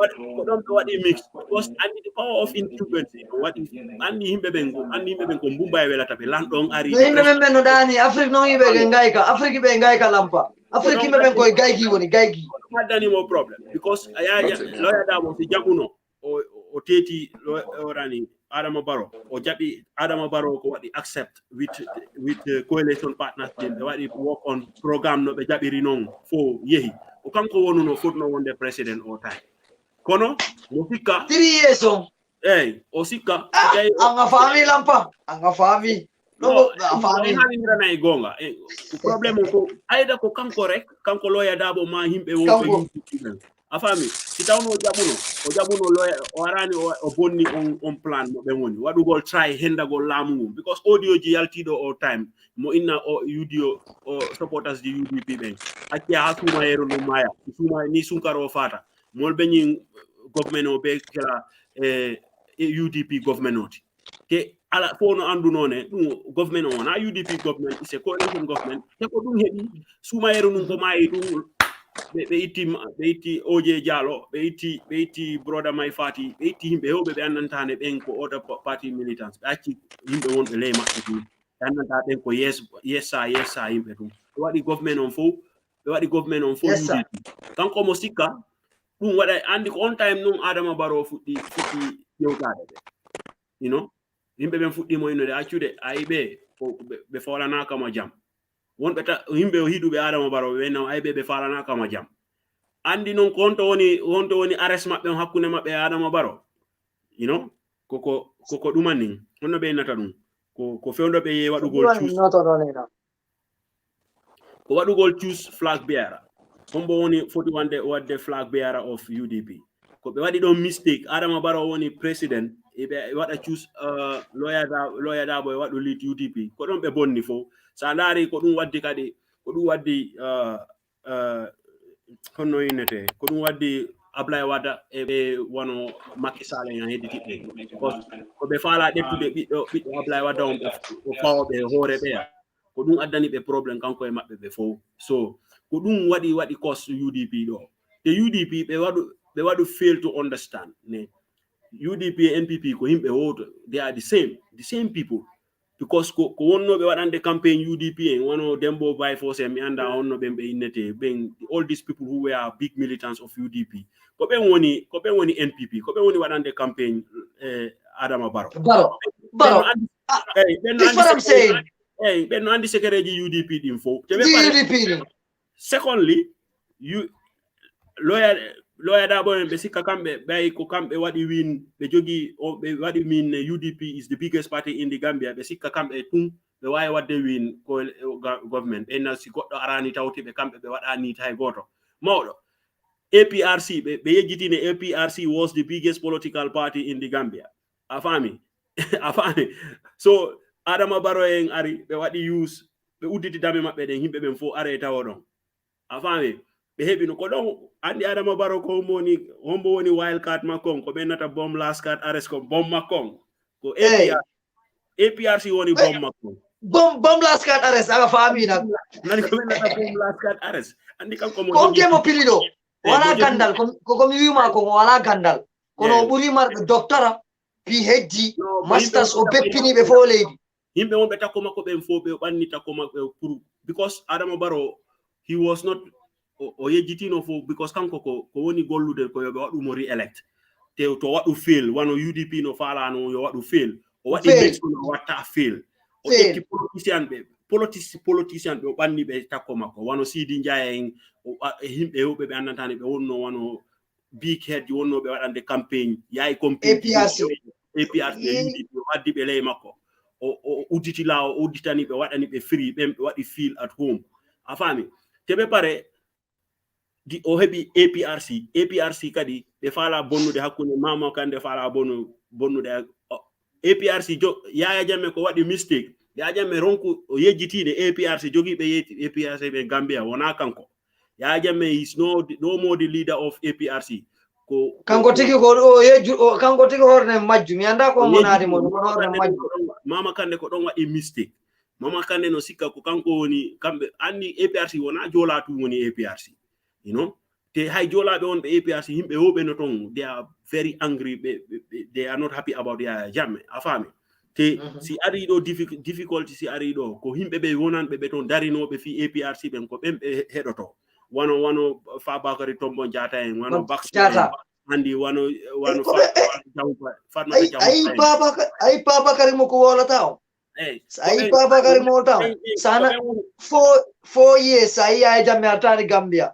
Adaka haɓɓa Gambia on pa luttaka on pa no ñoƴƴi rek ko ɗori kanko e barabadi comme oɗon si Yaya Jammeh nodduno wowli ha pari kanko pa on haajako par ce que mo andi ko kanko walli Yaya Jammeh kanko umade kanko ya walli Yaya Jammeh ko ɓe woni bom mani andi yimɓe ɓe guinayɗo hon andi ɓe honno NPP winiri Serekunda ay 1 week ago yayi compinji ɗin wonɓe Citizen Alliance ɓen fof more than 8,000 voters ɓe yehi ɓe woni last card on Serekunda ɓe waɗi suspend honno ɓe nete ɓe waɗi suspend AN Citizen Alliance ɓe waɗi suspend GMC no wawi wonde GMC yimɓe hoɓe wonɓe ton wano Halifa honno Mai Fati yimɓe hoɓe wonɓe ton ɓe annda ɓe weltaki honno Mai Fati waɗenano treat fewndo wonno ko gomi honno UDP on waɗi treat Mai Fati ɗen ɓe votanta UDP hande kadi UDP ay Halifa Sallah armiyotoma Halifa Sallah no woli piyum gotum en foti ko respectude nen Gambian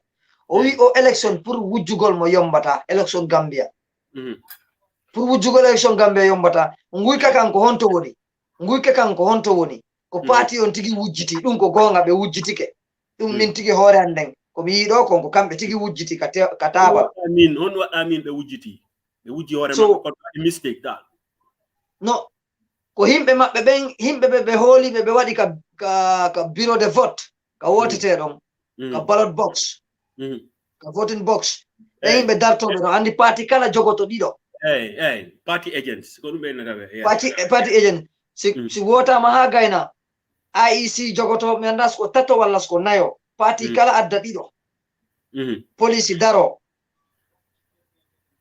ɓe wayla box ɗen compte ɓe wayla ko ankon ko min ko NPP ɓe wayla ko ankon compte mi jogo ko ankon kaydiri jani no wodi en fof ko ɗon hawtuɗen ko ɗon watten sign mi waɗa sign min mi waɗa ɗon taw ko ankon an kadi ko ma ko wayle an kadi winde ɗo ma ronke windede ɗo say a parla wallude min nama heɗo a faami mi andi ko ɗon ɓe heɗodiri ɓe ƴetta ko heewi kon ɓe wonɓe ɗon ɓe ɓenna andi Barrow no wawi politique wona jogagol diplomatique janga school beppina cravate affaire laamu ko bandiyagal ɓurɗoma wawde bandiyagal o kon wawatama e laamu faami miɗo hooli par ce que systéme on wujjata ko carte Gambia koy Halifa Sallah kon ko woni kon gonga no ɗum is not possible carte wujjata ko Gambia wujjata ko ɗa si wujjoto ko ɗa ka waylete ɗon compte yimɓe ma ɓen eddi yimɓe ɓe imminɗa ɓen yoɓe aynu est ce que ɓen ɓe nunɗay wonay yimɓe fi parti on tigi walla hara ko wona fi parti on hara ko so-called parti on ko ɗon game o woni game on noon ko ɗon noon ɓe waɗidiri UDP ko ɗum waɗi complain de par ce que woodi hewtude ni nanen ko ɗum haadi nanen ɓe wowla woodi hewtude no waɗa sign faami joni noon goɗɗi no artude ɗinɗo UDP salike yo waɗe sign tawde ɗin ɗi waɗama sign bureau de vote ɗi waɗiɗi sign ille ko ma IEC wowla ɗi ko waɗa sign noon ɗum koko mo halfin ɗon on duwa ɗon landade ko fi on waɗanɗa sign ko on heɓude ɗon probléme hay so koot yahama ko on ko luwa nangi kono o laamu nangani IEC nangani wowluɓe ɓen ka télé to min noon miɗo anndi guyka kanko ɗo woni ko ɗon lekkati ka wonata ɗon noon haɗay ko kamɓe wujjiti honno ɓe wawata waɗirde manipulate the IRC agents the police and other militants ɓe jaɓa waɗugol exchange record to an sikki boy ɓe winiɓe tum boy ko woni ɓeɗo ko woni haalde ɗo ko maybe ko like formality andi formality honno procedure maybe ko ɗon ɓe waɗirta complain honno information jiɗi waɗira noon share maybe kamɓe ko ɗon ɓe faala wadde complain mi sikkani boy Adama Barrow en boy ko bom waɗuɓe gonga maɓɓe ɓe waɗuɓe bom last card arrest boy ɓe winiɓe de no andi ko patient andi kon to ɓe waɗi complain andi UDP kon to waɗi parti ji noon to waɗi complain distance on no heewi ko don be woni wadde ko wono kiyangi to no kambe jeyto no wino baro no wayibe hay mimmi nande baro winaybe bom last card arrest 100% ko distance o me won ma yetade andi politique on ko ma fama no ngankade distance mo acciri on imagination ma on party NPP Mama Kande fendo warayno andita UDP andi a foti famude balance on iko ma anda di strategy ji iko very important in terms of politics ko ma anda ko be pesata ko poalur mabbe on kambe be pesata ko fono andi ben ko pesata ko before be ala ko balance fono andi ko be pesata ko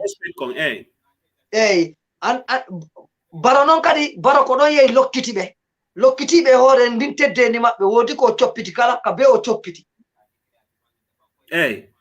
afami affaire ko game o ye o coppiti ka wonno don ka o wido ko biddo makko laami no sandari bo kono sandari wono din area ji ton APRC no wada no ton win moƴƴa so APRC ko joni ko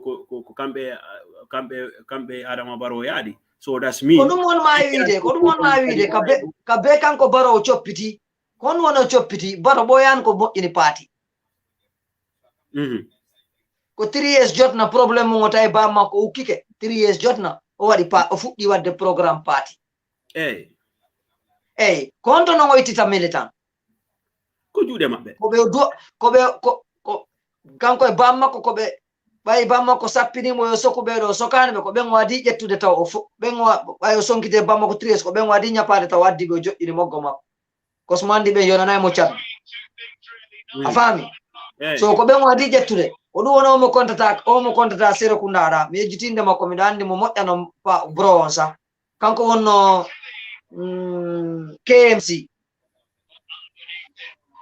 kanko KMC Abakar Tombong Abakar Tombong on ko mo APRC mo no wawi don ko London kona wonbe andube London kona ben no andi mo goy kala ndara London kona no andi ka woni do kanko lamino KMC comme ça wi Basse area council mengo okay this man how to call him yejitinde makko record ko ndande ay galle makko mi do video makko mo yalti do mo wada celebrate mo ama galle on bro wadi jettude o jetti escoro mu Yaya Jammeh kun kuma fendo election Yaya Jammeh men wina kun fuddi balbal nade sew kun yaay mo nene makko fettini boyano o jetti be mo wadi taw jokkini moggo makko andi mo dabbude bilitan because now andi jon kanko e bamma ko be seedi kono mo andi party bamma kon kadi ko kanko woni stronghold sanani UDP ko Barrow mi daynatama andi ko honto andata sanani UDP ko Barrow acca hakke wela nande nak because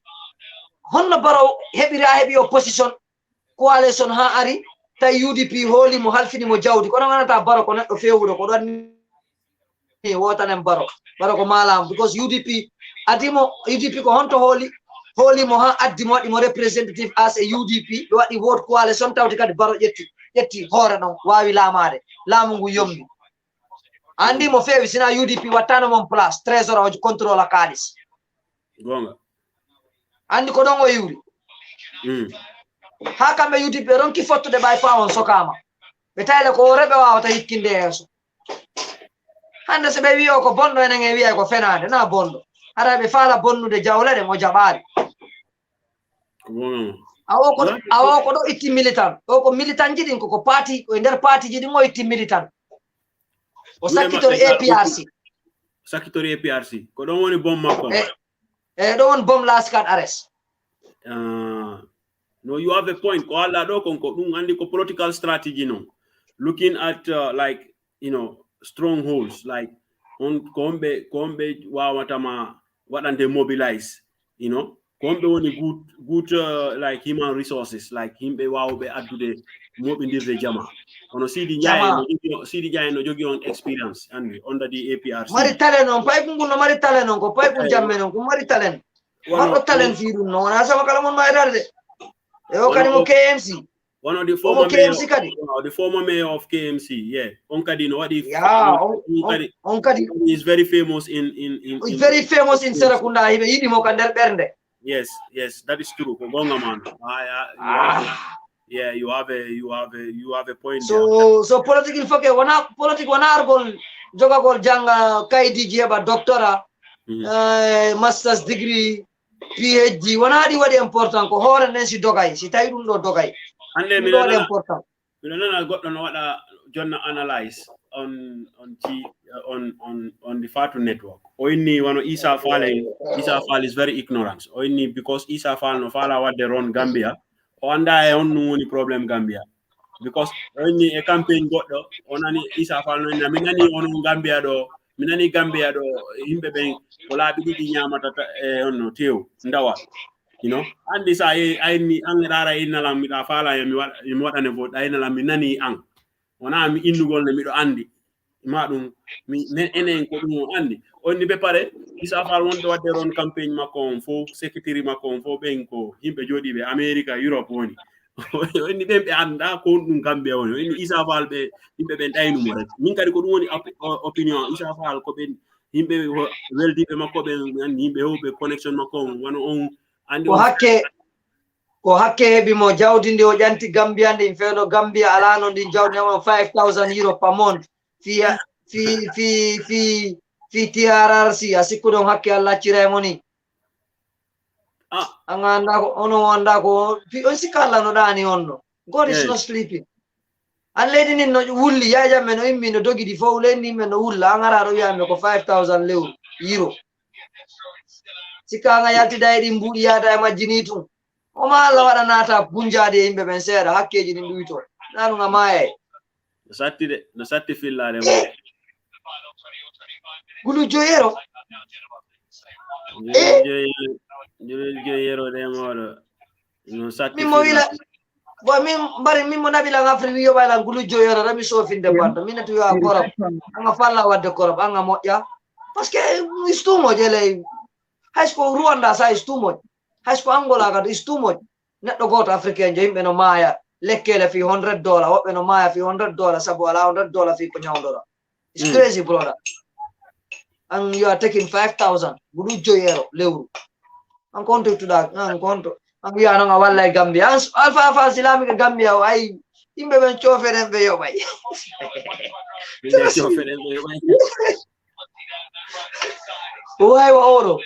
why Salvini narandi Salvini Italy hawju no yo yalto Salvini goddo no Salvini goddo o hawju no yo yalto ombo de Italy do be wotanno modo bibbe Italien men sabu hala makko kan wayda immigrant no bay onati yawo fuddi ka wolde fi kaydiji tay bibbe no do bembe ala kaydiji tawno sala kaydiji hebata access kalis be tay kisan of problem makko wona immigrant kambe tigi o kaybe on problem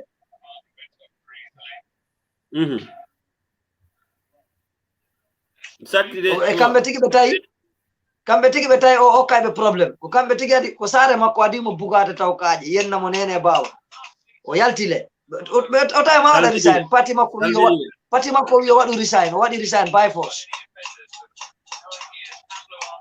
Yeah, I was following that Kogongama me on Salvini because he was extreme, you know. Before Italian men phone mo like wari immigration ono bila o jodi andido porto sa jodi ke konko biata ma ko wa area council be ala gollude wana kambe do no mi yiri be do wana be do be jogi muran num fo kambe jogodo fo address sitting sa ska hoduda ko kambe address ma fi in case access awa hebude access easily jonno si tawino an ala dum don no sede ko do hoduda tay ko koy bedda walata walla kaydiji ma fo no jatta Mamad Esba New York o inni Alpha Omar Esba goto o inni true Alpha Omar 5,000 euros is too much sum of high overrated educated and greedy. I doubt if they have Gambian in heart or just for selfish in reason. And what was selfish no? Because Isa Fall, maybe no mojogi ngudi, mironko andre Isa. Hey, momari. Hey, Isa Fall no mari kalis hey. Hey, Isa Fall no mari kalis ko yaro Gambia. Mari Jawdi day. What did he invest Gambia? Mari Jawdi. So what Mari Safal ala Jawdi Wanda Safal.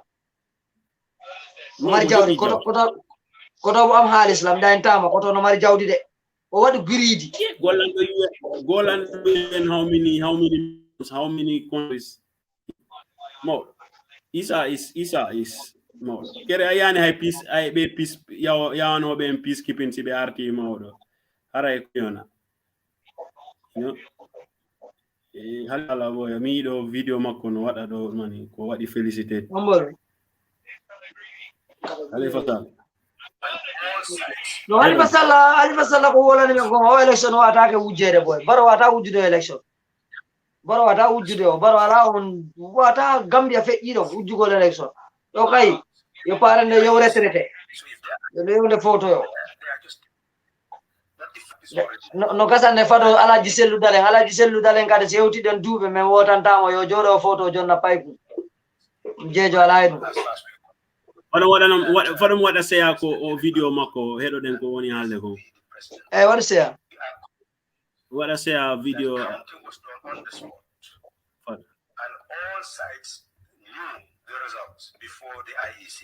So if there are technicalities there, they are just technicalities. But the fact is already known. And we are confident that those facts are incontestable. And it is incontrovertible as far as we are concerned that President-elect Barrow won and will therefore be the President of the Republic. We are confident. Father, I will say it, don't worry. That bit of video physically. All sides knew the results before the IEC. So if there are technicalities there, they are just technicalities. Audio me follow on hold there because I wanna do money, I wanna hala can like you know. Because hala can need to be. It is incontrovertible as far as we are concerned that President-elect Barrow. What say our video out? What I say every 1 hour, every minute. Okay, you know the video. I'm confident that counting was done on the spot, and all sides knew the results before the IEC. So if there are technicalities there, they are just technicalities. But the fact is already known, and we are confident that those facts are incontestable, and it is incontrovertible as far as we are concerned that President-elect Barrow won and will therefore be the president. We are confident that Barovini, don't lie the Barovini guy. I know what you're doing. So if there are technicalities there, they are just technicalities. But the fact is already known, and we are confident that those facts are incontestable. It is incontrovertible as far as we are concerned that President-elect Barrow won and will therefore be the president of the Republic. We are confident that counting was done on the spot, and all sides knew the IEC. So if there are technicalities there, they are just technicalities. But the fact is already known, and we are confident that those facts are incontestable, and it is incontrovertible. You know, audio Halifa Sallah on ananimo ne. Kogonga won my wala. Halifa election Gambia wujota ko boy. Only maka counting sport. After on foko dong money. Yeah. Only the election in the Gambia, you know, because only counting was done on the spot, and thank you, bro. All of them knew the results before the IEC even. So that's mean if there will be any technical, it will be just technicality. Like and the one of it will be like formality. That counting was done on the spot, and all sides knew the results before the IEC. So if there are technicalities there, they are just technicalities. But this is already known, and we are confident that those facts are incontestable, and it is incontrovertible as far as we are concerned that President-elect Barrow won and will therefore be the president of the Republic. So Alpha Omar, you know, Halifa Saleh boy. Halifa Saleh is a very honest person, bro. I loyalty. Very honest. And the people many people were saying this, that Halifa Saleh will not see himself in this kind of nonsenses, because Andy lawyer da boy ko wonno da wiide do kon ko be waduno mezo hore mabbe kon be sikka ko dum be jari tay ay panketi be jara yesu jama si ko dum yebi be oron ki hebude politique o wa kankati ciko yare ka APRC militant sera o yida mabbe o daynondira mabbe ono kanko wawa kanko hollube min kom ennemi mo mi soka o mi warayo kambe karbe wiyawa angon non angon ngama e dama kala mo wadduda friend men wotantamo ma waddani friend ko men wotan and you are a young African who follow politics in global, like West African politics in details, and similandi my boy in a short scene or political scenario in our country, in the Gambia. Joni, ko won en yide ton ko. And how do you no hear that politics, Gambian politics, bro? God don't know the Gambian politics is very poor. Hey. Because sitabi ko stay ko Gambia yo yeso. Den tama stawara ko Gambia. Globally wana Gambia to West Africa stay ko yen yo yeso. Okay, ko party government on opposition go to wanna right and left. Hey. Choice the one did it wono ko dudi si woni ko dudi mbe nganda ta ko jokki. Hey. Porto benno saguma be wona tadum. Ido ni saguma be dido party jidi de bota ko si do hebi kadara fere mabbe burti halkade. Boy Mama Salio did from France. Boy mengo accu mi jonna mo kanko hedo den ko mo fala. Jonno dum way. Hey.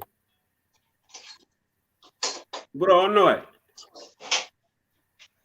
Yeah, no way, bro. Hey, Mama Salio, boy. Yomi indu sukuro.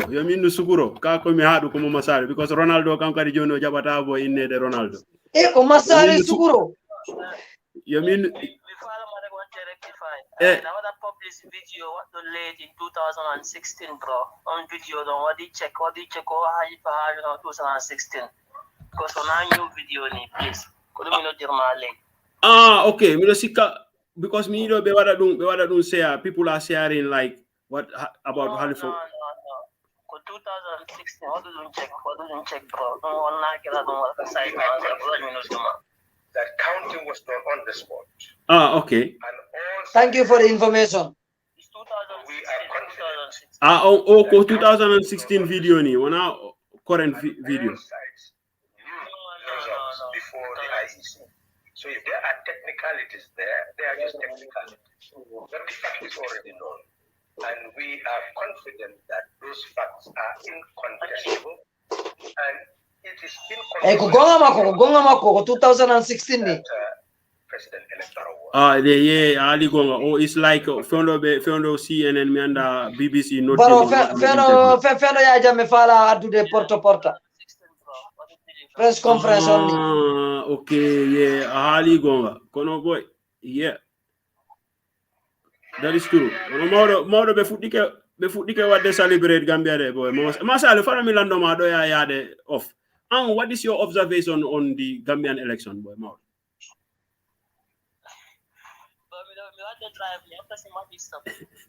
So what is stop and not the tie? Boy, Andy on John on phone jabi ke Salmina ma masale mwairi manande paiku. No problem, bro.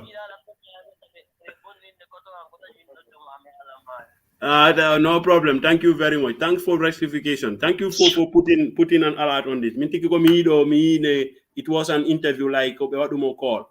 It was not like he was calling the president. Like interview from CNN. Yeah. Thank you very much, Masalu. Thanks a lot, man. Thanks for looking, watching my back. And the boy, Bejinga. No goma ko dundo ko fende la jame ko wiide ni nati so be futika jubilezo no na ma wini na be futika jubilezo na ma on ganyi kamo no ganyi kamo do baro ay baro baro ko duytu poaji mabbe teddendi mabbe ni be yawani andude tentino UDP kanko kanko tay poids on fof ko baro o baro jogimo ɗantama de trust me no mi yetema UDP o baro jogimo. And you have been saying that Mama Salobo Esba New York or Mowinda and the Kankaro Susa holiday money. Or any foregone conclusion being Barrow is going for another 5 years. Let Gambians come together and help President-elect Barrow to continue his good work. He is doing in all regions of the country. When you look at the way the election campaign was run, you can attest that this kind of atmosphere wasn't there during previous government. But let all the political party run their campaign without any intimidation. I am happy to see that Gambians choose to have peace, progress, and prosperity. I hope so, Mama Salu. Yeah, I hope so, because sitai UDP na bebe meminani do one of the 3 years jotna. Because anani, if you hear like on the screen, on the video, on at ibeina IIG o IIG, ibeima give ana mawi biringi fundira 3 years bring a gas of fight. Bila when you getting a gas of fight bila jare have to the 3 years. No boy net ma wini na net ma ujane be winu be. Boy because Gambia wuju gol carte. Yeah. Gambia ko wada wujude carte anda kadi wujota ko. Ka sport do. Wujota kanko wayle. Ibe wada mobilize. Sere Banjul no boy Makati Square heavy teo boy. Tabewa o ganyike. Kera hola ki boy. Ankin jamma mi wala ma. I trust what Ankin jamma. Ankin ara mi wala ma minnu ma men ganyike men gayni.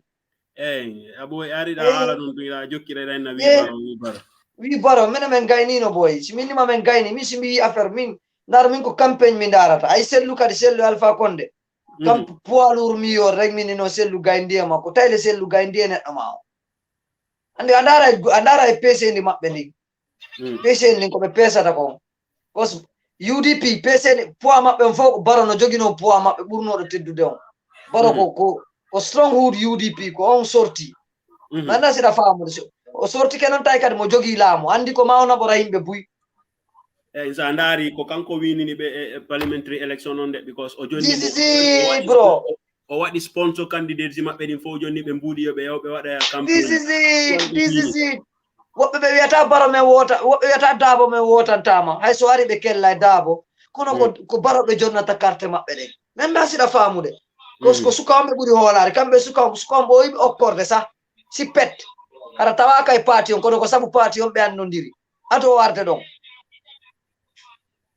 men nasira faamude baro de baro ko pila nyano ender UDP men nasira faamude na neddo sama kalajo loya dabo hollata en ko neddo hoy futudo ni enen ngandi na hoy futudo futudo hewtata do and your boy hal and the last time though people were himbe no what I know they were like be wada sabotage and the NPP party on fendo be wadi form party mabbe on tum be wadi NPP media so be ya hayno be jodi do Adama Barrow faro gigs no dalan gigs yeah live WhatsApp ati mina moyo wada rajogi WhatsApp achu ara no de no ara so what do you call la what they accept maybe what am loudspeaker simo fala le wala no anana daro do ara ko mamina tinna mo WhatsApp link mo mi wadi ma se am na way mo wadde se simo fala natu de onata yo ten and it's so unfortunate the opposition lawyer Dabo and be fala what they sabotage election on kono more Gambia is on spot counting and Fendoni Kugongano everybody should know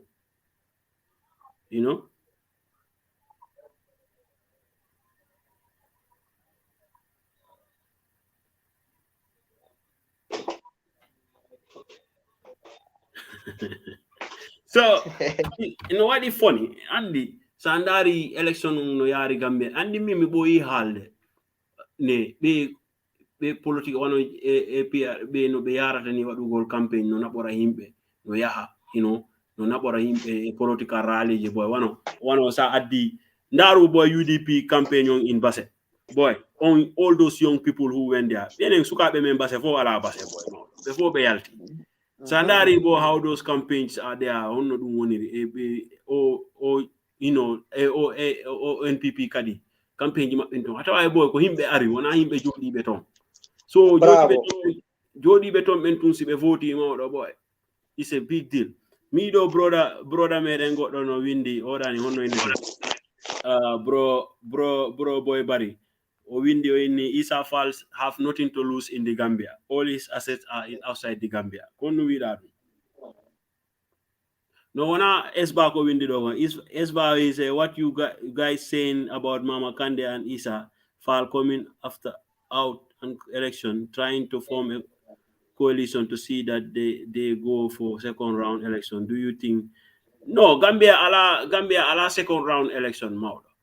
It's either they challenge this 53% on the second round, yeah. 53% are and it will be between them and the IEC going to the how to call it, to the Supreme Court. And mark this. If they want to do that, the NPP will be calling for a national strike. Like they will be calling a national mobilization, they will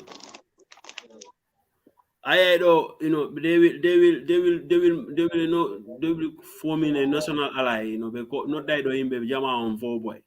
One I do hakune mabbe 1 or 3 years, yota 5 years on. And if 3 years not 5 years on time, Gambia on ko dum wonata do. More Alpha Mare, Johnny boy, mi anda IC on non ko honno be fewno faccio mi ndara sibe si tay be yaltiti, because imbe ben ronki boy 24 hours Johnny, more than 24 hours imbe no fada final result. Yo be arbe halna men kom be wada final announcement on Gambia na be yalta wada celebrate. Gambia yaltino boy. Alpha Mare, Johnny boy mi sikuda John, yes, boy. Me can mona go.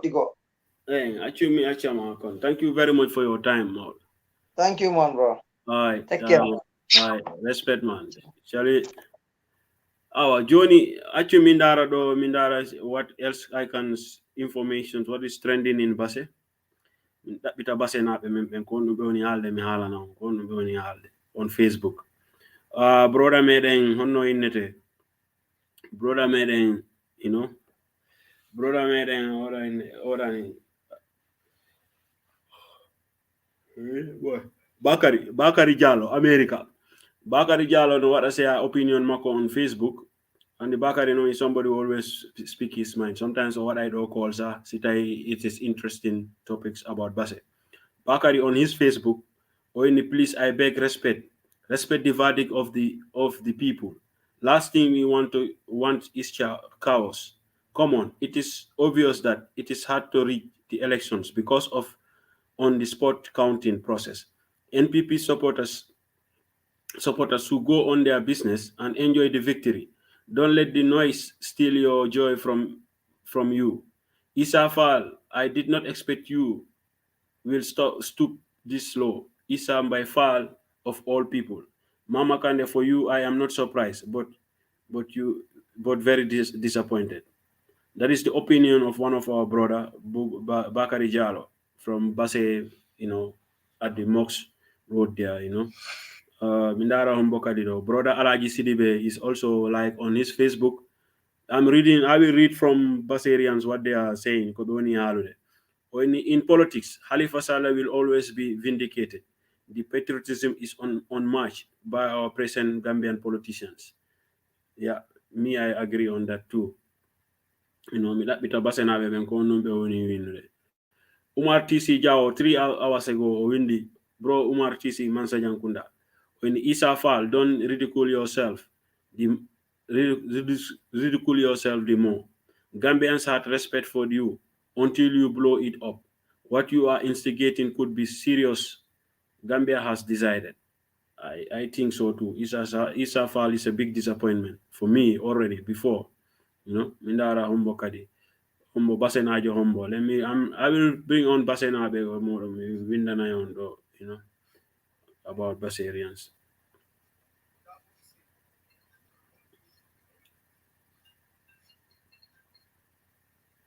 Let me see. Humbo Kadi Oni Ondero Basenajo.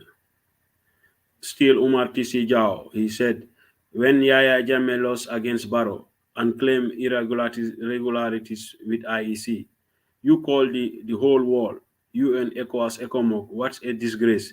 If you stand today to lose, be tres, Jammeh claims. You know, okay. Ko brother TC, he is like trying,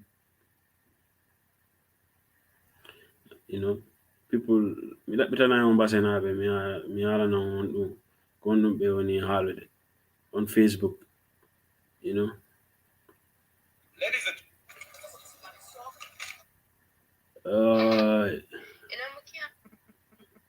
Omboka di wonu do basenabe. Where are the people from URR on my friends list? Let me look for them.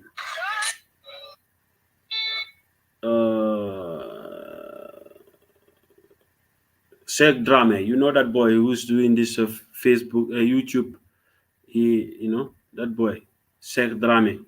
Guys, I will love to know about this video I post here. That is on his Facebook. People, those of you who are following Alifa Sakan and someone help me. People say it's 2016, bro. Maybe if you see my this thing, I also play it on the live stream here. People said it is 2016. It's not now. So we are all carried on false images. So Omboka the one it or Facebook. Somebody else combo nigga. Where are you people? People of URR. Let me see what is trending on our people.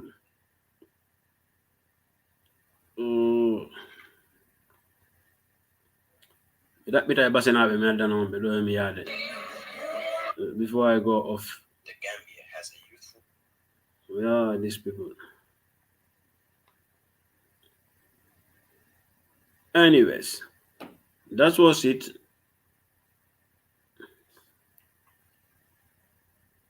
Brother Aliu Jallo, America, kanko mwada congratulate President Adama Barrow. Or a big congratulations to our humble President-elect Adama Barrow.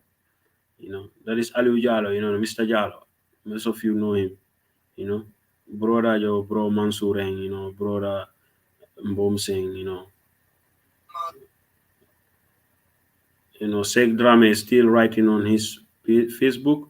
He said, this man when he called this man, he referred to Halifa Sallah and Sidi Ajata. He said, this man will forever be my hero and my role model. Your kind will never be found in the politics of the Gambia. My only regret is when you people are no more in parliament. I'm sorry for us.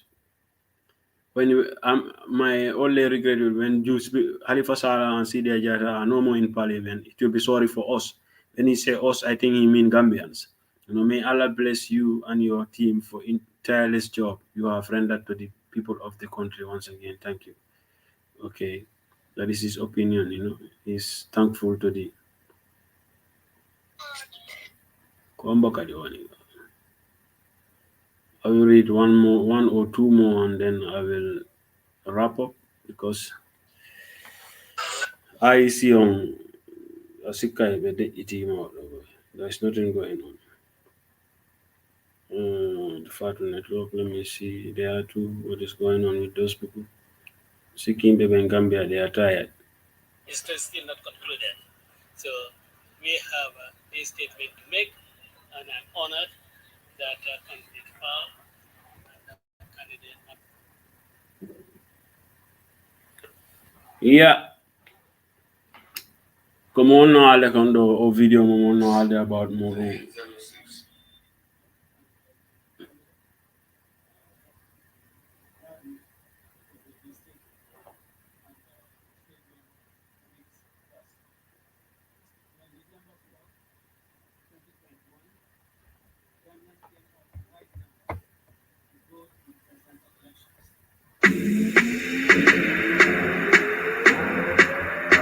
How do I get my beard like yours, bro? Come on, man. See, Tell the secret. Stop hiding the secret. I would be told.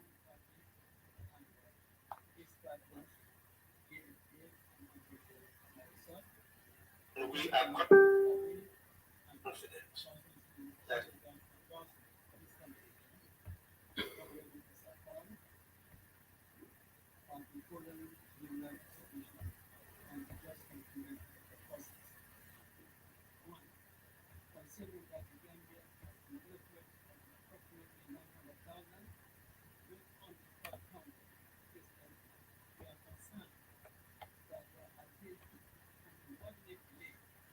Well, the results are not coming in, man. Combo umbo ni era de tong.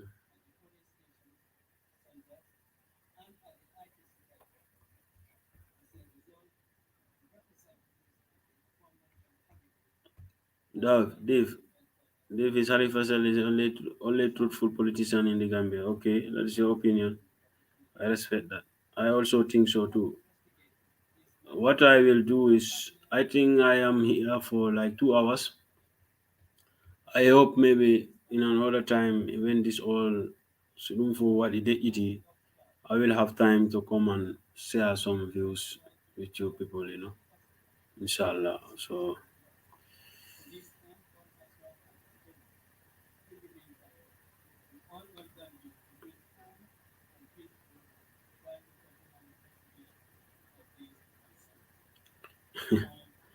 Mami Drame with Lendunya, something Sarahule name. She say Fullers used to very wise people. But for Mama, I don't know what is wrong with him. Sir, are you not tired of people using you? Use your fuller head. Please don't allow to be fooled twice. Okay? Kanko ko doni Mami Drame, kanko ko doni opinion mako. On kali ko basenaje you from URL.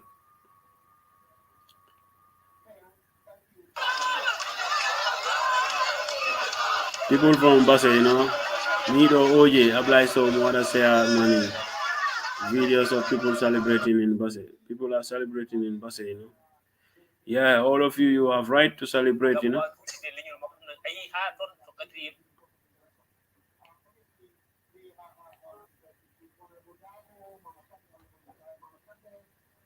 really SFL, and I believe Marisok also was part of it. They had the press conference today lamenting what they call the unfair practices during the course of the election process. We didn't know what these were, and we didn't know what rules were violated, we didn't know what their grievances are, because they did not make that clear. All we know is that they just basically said that they are not accepting the results. The results that basically at this point right now have made it pointedly clear that Adama Barrow is the winner of these presidential elections. It hasn't been made official, but we know at this point right now that's what the case is. So, but here we are. We have these two folks here, the lady and the gentleman, to really get into these issues and then kind of see where this is going. Nene, let me start with you. And I don't know whether you get into this with Lamin about this. When you think about it, the elections, everybody from... I'm looking to Fatu Network. Maybe that will help. I will say what I'm watching here. We can all watch it together. Because those people, what they are debating on is very important. Fair and credible and, all the words that you can describe a situation with, they will describe all of those and say, this is the best I have seen so far. In fact, they call it the most credible. We are announced to the public media.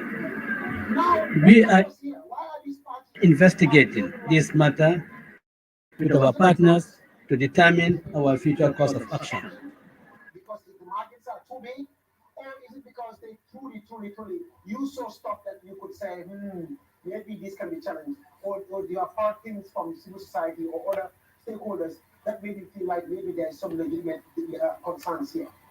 For me, Banka, thank you for that wonderful question. For me, they gave 2 pointers why they're rejecting the results. They go in that route. Both of them is baseless to me. It's really, really not legit, and it doesn't hold water. But just to answer your question in a simple term, what is, making them do this is just one word to me: dishonesty. Nothing else. Because prior to even starting the counting, you meet their own supporters, all from these parties, the Mama Kande camp, the Unity camp, and the SFL camp. People that have voted, we've met with, interacted, and they will tell you the process was free and fair. The people that I have had concerns being raised, and even calling onto the IEC to make sure things are clear, things are free, things are fair, reminding them of the mistake they did. The win is shocking because the margins are too big, or is it because they truly you saw stuff that you could say, maybe this can be checked? Ever on you. Not from this question, the legitimacy of this result, it is just beyond me. But like I say, one word: dishonesty, nothing else. So, Basamba, I mean, again, when IEC just issued, the PRO just issued a statement pretty much saying, hey, we are sorry for the delay. This is due to, like, currently we don't have all the results in. I think we still have 3 left that are supposed to be issued, and then the chairman will make a declaration. So, I mean, this delay that we are seeing, the opposition parties that are basically, have these grievances, seem to be latching onto this delay. But the IEC PRO just issued a statement saying, we are very apologizing for it. And also even saying this is due to some technical issues at precinct in Brikama or some prisons in Brikama. I don't remember all the details, but somehow it's in Brikama. Brikama is always the messed up place in the Gambia anyway. They always seem to be the mess up. I'm kidding. I'm from Brufut, so I'm you can't say that. But look, so they genuinely are saying, we are very sorry, but this has nothing to do with technically, I mean, from based on what he's saying, this has everything to do with technical issues rather than some nefarious behavior or delaying tactic to do something. Because you would think that the polling agents, all of these polling stations have polling agents who are, by the way, from the various political parties. These polling agents, who knows, maybe they might see a thing or two here that they are not happy with. But one thing they haven't, or none of them has been saying, is this sort of accusation of outright theft or fraud or what have you. Nothing egregious, if you will, that will warrant, this idea of rejecting the polls, because rejection of the election results is a very, very, very serious thing. Because basically you are questioning the legitimacy of the election process itself, and that has some serious implications, national security implications, and also even when it comes to our democracy and how we are viewed around the world. And even internally, how the party faithfuls relate to each other. This could it has so many issues built into it that if you are going to go that route, you must have really sat down and weigh all the options and look at all the implications and then make a decision. Why do you think this is the case? Because IEC is apologizing. Could the opposition parties hear this apology now and say, okay, maybe there was nothing to it, and take it for what it is, or you think there's much more to this, and they're just latching onto? Because I don't know, a delay in issuing the result should not make you say I'm rejecting the whole entire result. That's too big a move. Banka, let's go back to 2016. The results in 2016 also came in sequence. They came in sequence. They look at the region that is closer, that is small. The results come earlier because the counting is easy. They tally quickly, and then they send the result. They announce it. It never happened in our election history since we started, because we always voted with this marble. It never happened. The results always come in sequence. And if you can recall, last election, Brikama result came later. It came because of the complications. And then that's how it has always been. Listen, when they started collecting these results from various constituencies, what had happened was that all the polling agents were supposed to sign the declaration. A joint declaration was signed that I have received this, I have seen this, this is what we received, and I've confirmed there was no foul play. Every of those documents were signed by the agents. If that, I think they could not even tell from the statement what the problem is. They couldn't even tell from the investigating. Right? If you're investigating, Why would you turn the country upside down? Just go and investigate. Don't call your supporters to come. Everybody is scared in this country. People are scared. Even the Barrow people are supposed to go and celebrate tonight. They are not going. This is very scary, and they're holding everybody at ransom. This is very unfair. Listen, Banka, like we've said, this is the most participatory election in our history. We had this civil society chairman who was with us here this morning. He said, last election, they had about 100 election observers. This time, they have over 1,000 election observers. We have about over how many foreign TV stations? We have the African Union, we have the European Union, we have the ECOWAS, we have civil society organization, not affiliated to any political party, independent civil society, who were all witness. And just an hour ago, all civil society organizations released a joint statement to validate the process of this election. They said the process was free, fair, and that's what they've observed. There is no one report of malpractices, no one report. And these are a group of civil society. It's not one group. They spoke with one voice. They had all their evidences. They have sent their observers in all police stations across the country, and all of them came with a report. None of them reported any malpractices.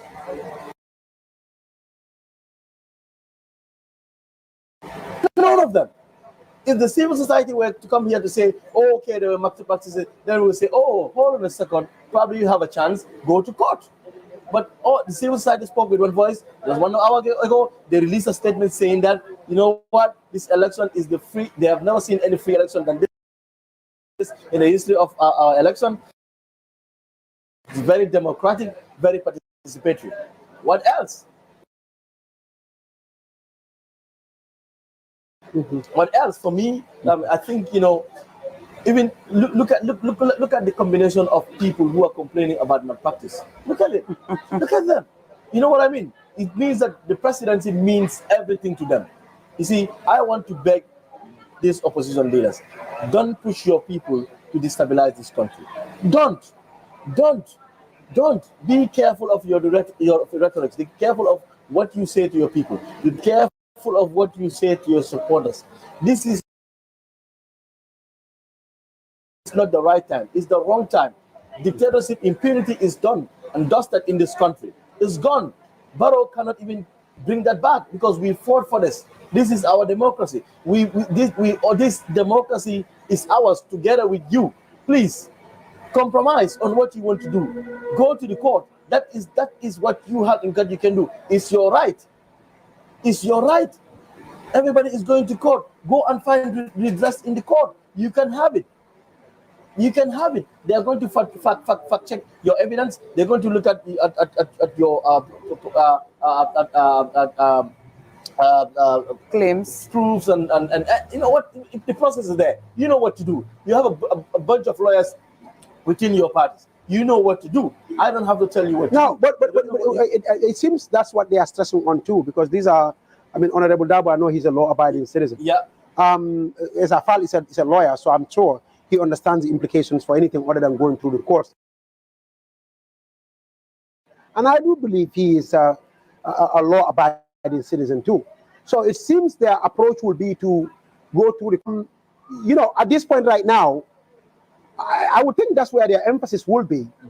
And the parties, the people that are out there are just there to more or less give moral boost or support to their leaders, no? What I could see now, from Westfield, you see a bunch of Anglo supporters shouting. That should not have happened. What could have happened, every one of them could stay in their houses, release a statement and say, we do not accept this election results, and we're going to seek redress in the court. And that's it. No one was going to come out, but they came out from their comfort zone. They left their houses. They walked out with their supporters and with a bunch of the escort to go to an opposition leader's compound, to come together with their supporters and release a statement. What do you want to do? What do you want to do? That is crazy. You can't do that at this material time. You cannot do that. At least wait until everything is announced. Wait until the president is declared. Then you can take those actions. And those actions, there are means and ways to do that.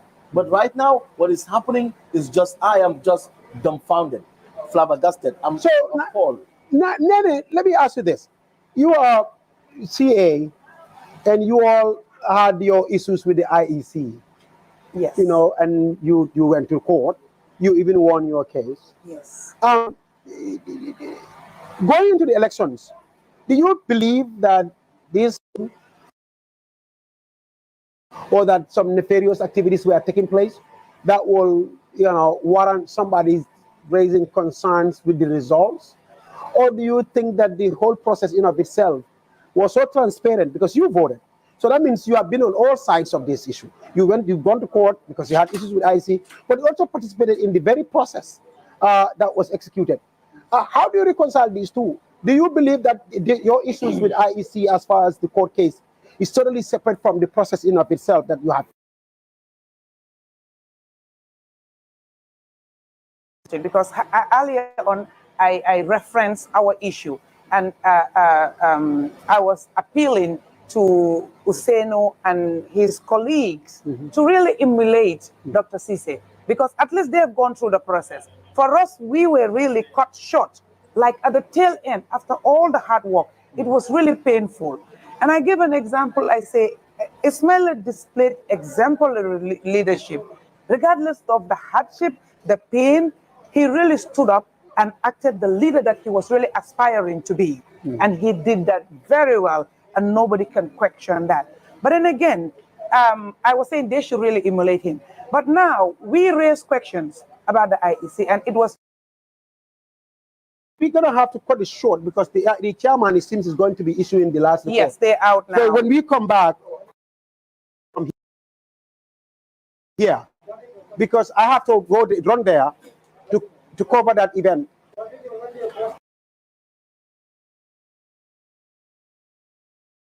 Yeah, but if I don't go now, the chairman is going to start reading the thing. So I have to run over there. But you can go ahead and, sorry, Nene, you can pick up from there. And then when I come back, hopefully, yes, go ahead. Okay. Go ahead. Yeah, so really what I was saying is, we did that as a party. So it's that it was very, very close to election time. So somebody can really reference that and learn from it and say they have done it, they did it well, and it is a process and do it that way, but not to do it the way they are doing it right there and then. I mean, Nene, I mean, what I want to say with regards to CA, I want to ask. I mean, for me, I find it very impressive, very, very impressive. Doctor showed an exemplary leadership. He composed himself, managed the situation, went to court, to destabilize the country. I mean, what kind of leadership? How did you manage to create that kind of leadership within CA? Well, again, it's in the person. You become a good leader because you learn it. It's also innate innate in you. These are characters that are instilled in a person. You grew up with it. Yes, education and background and influence plays a part, but there is a portion of it that really has to be in you that you manifest when the need arises, and that is what Dr. did with the support of the entire membership of the Citizens Alliance. I think they're already out there and they've moved. So let's just watch and see what is happening with the chairman. Yes. Hey. Eu quero volume, boy.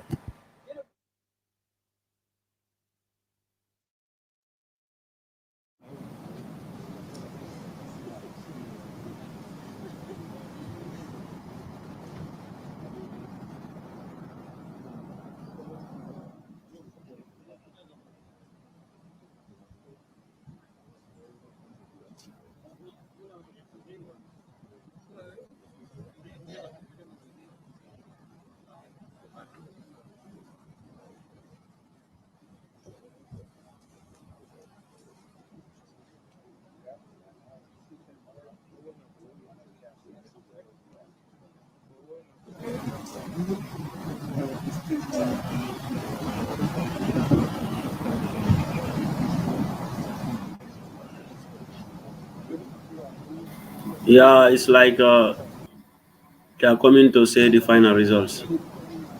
I am sharing with you what I am watching, you know. I hope you will also benefit from it.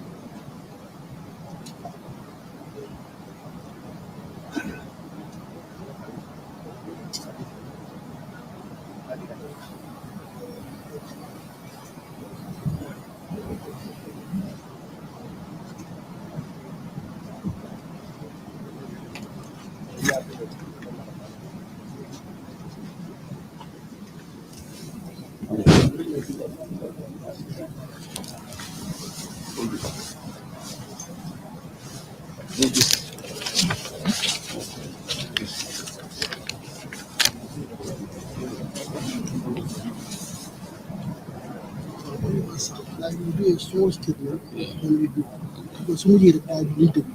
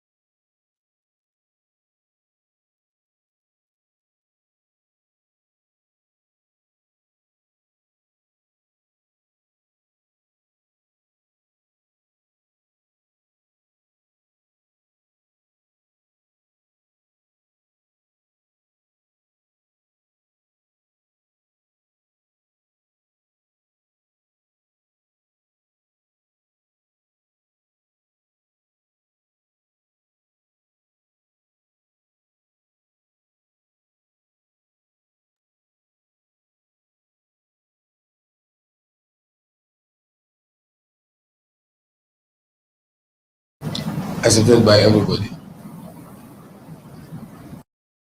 On that note, one more. That will be taken up by the GRTS reporter as well. Welcome, Chairman. I, Returning Officer of the presidential election of 4th December 2021, 425. 14425. Area Michelle Dabo, UDP 11,753. 11,173. SM by file independent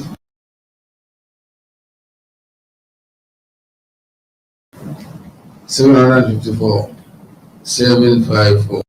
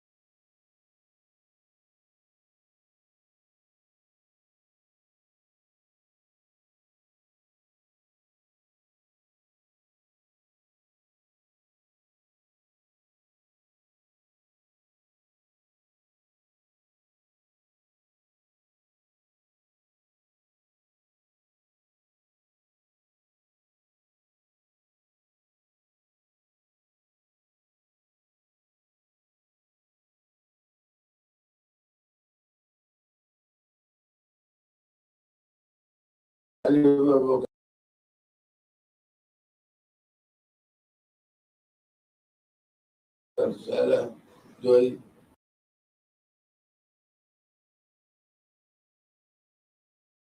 2,437.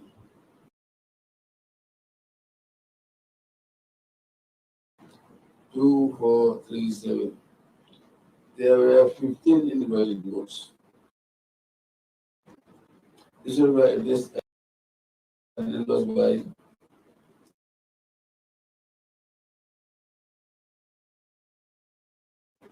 Lamin Jata, UNPP, Remo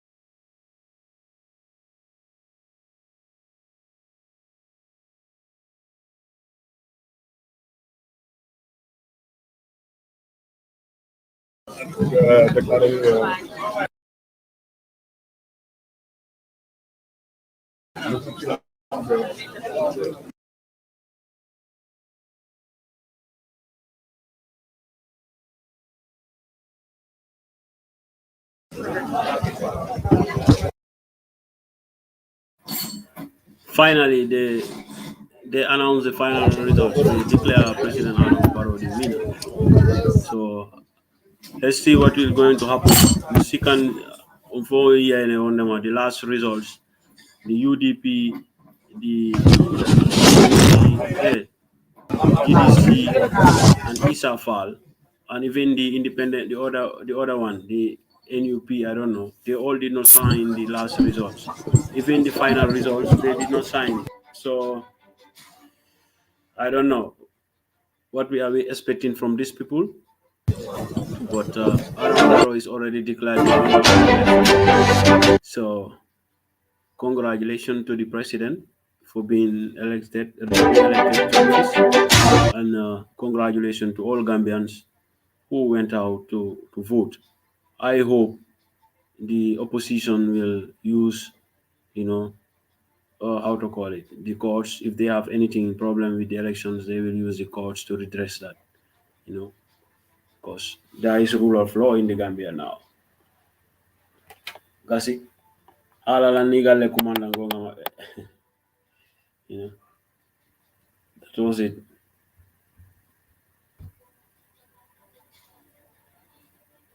I will also go off now because now we know who won. Adama Barrow won, So congratulations to the NPP and everybody else. Thank you very much. Have a good night.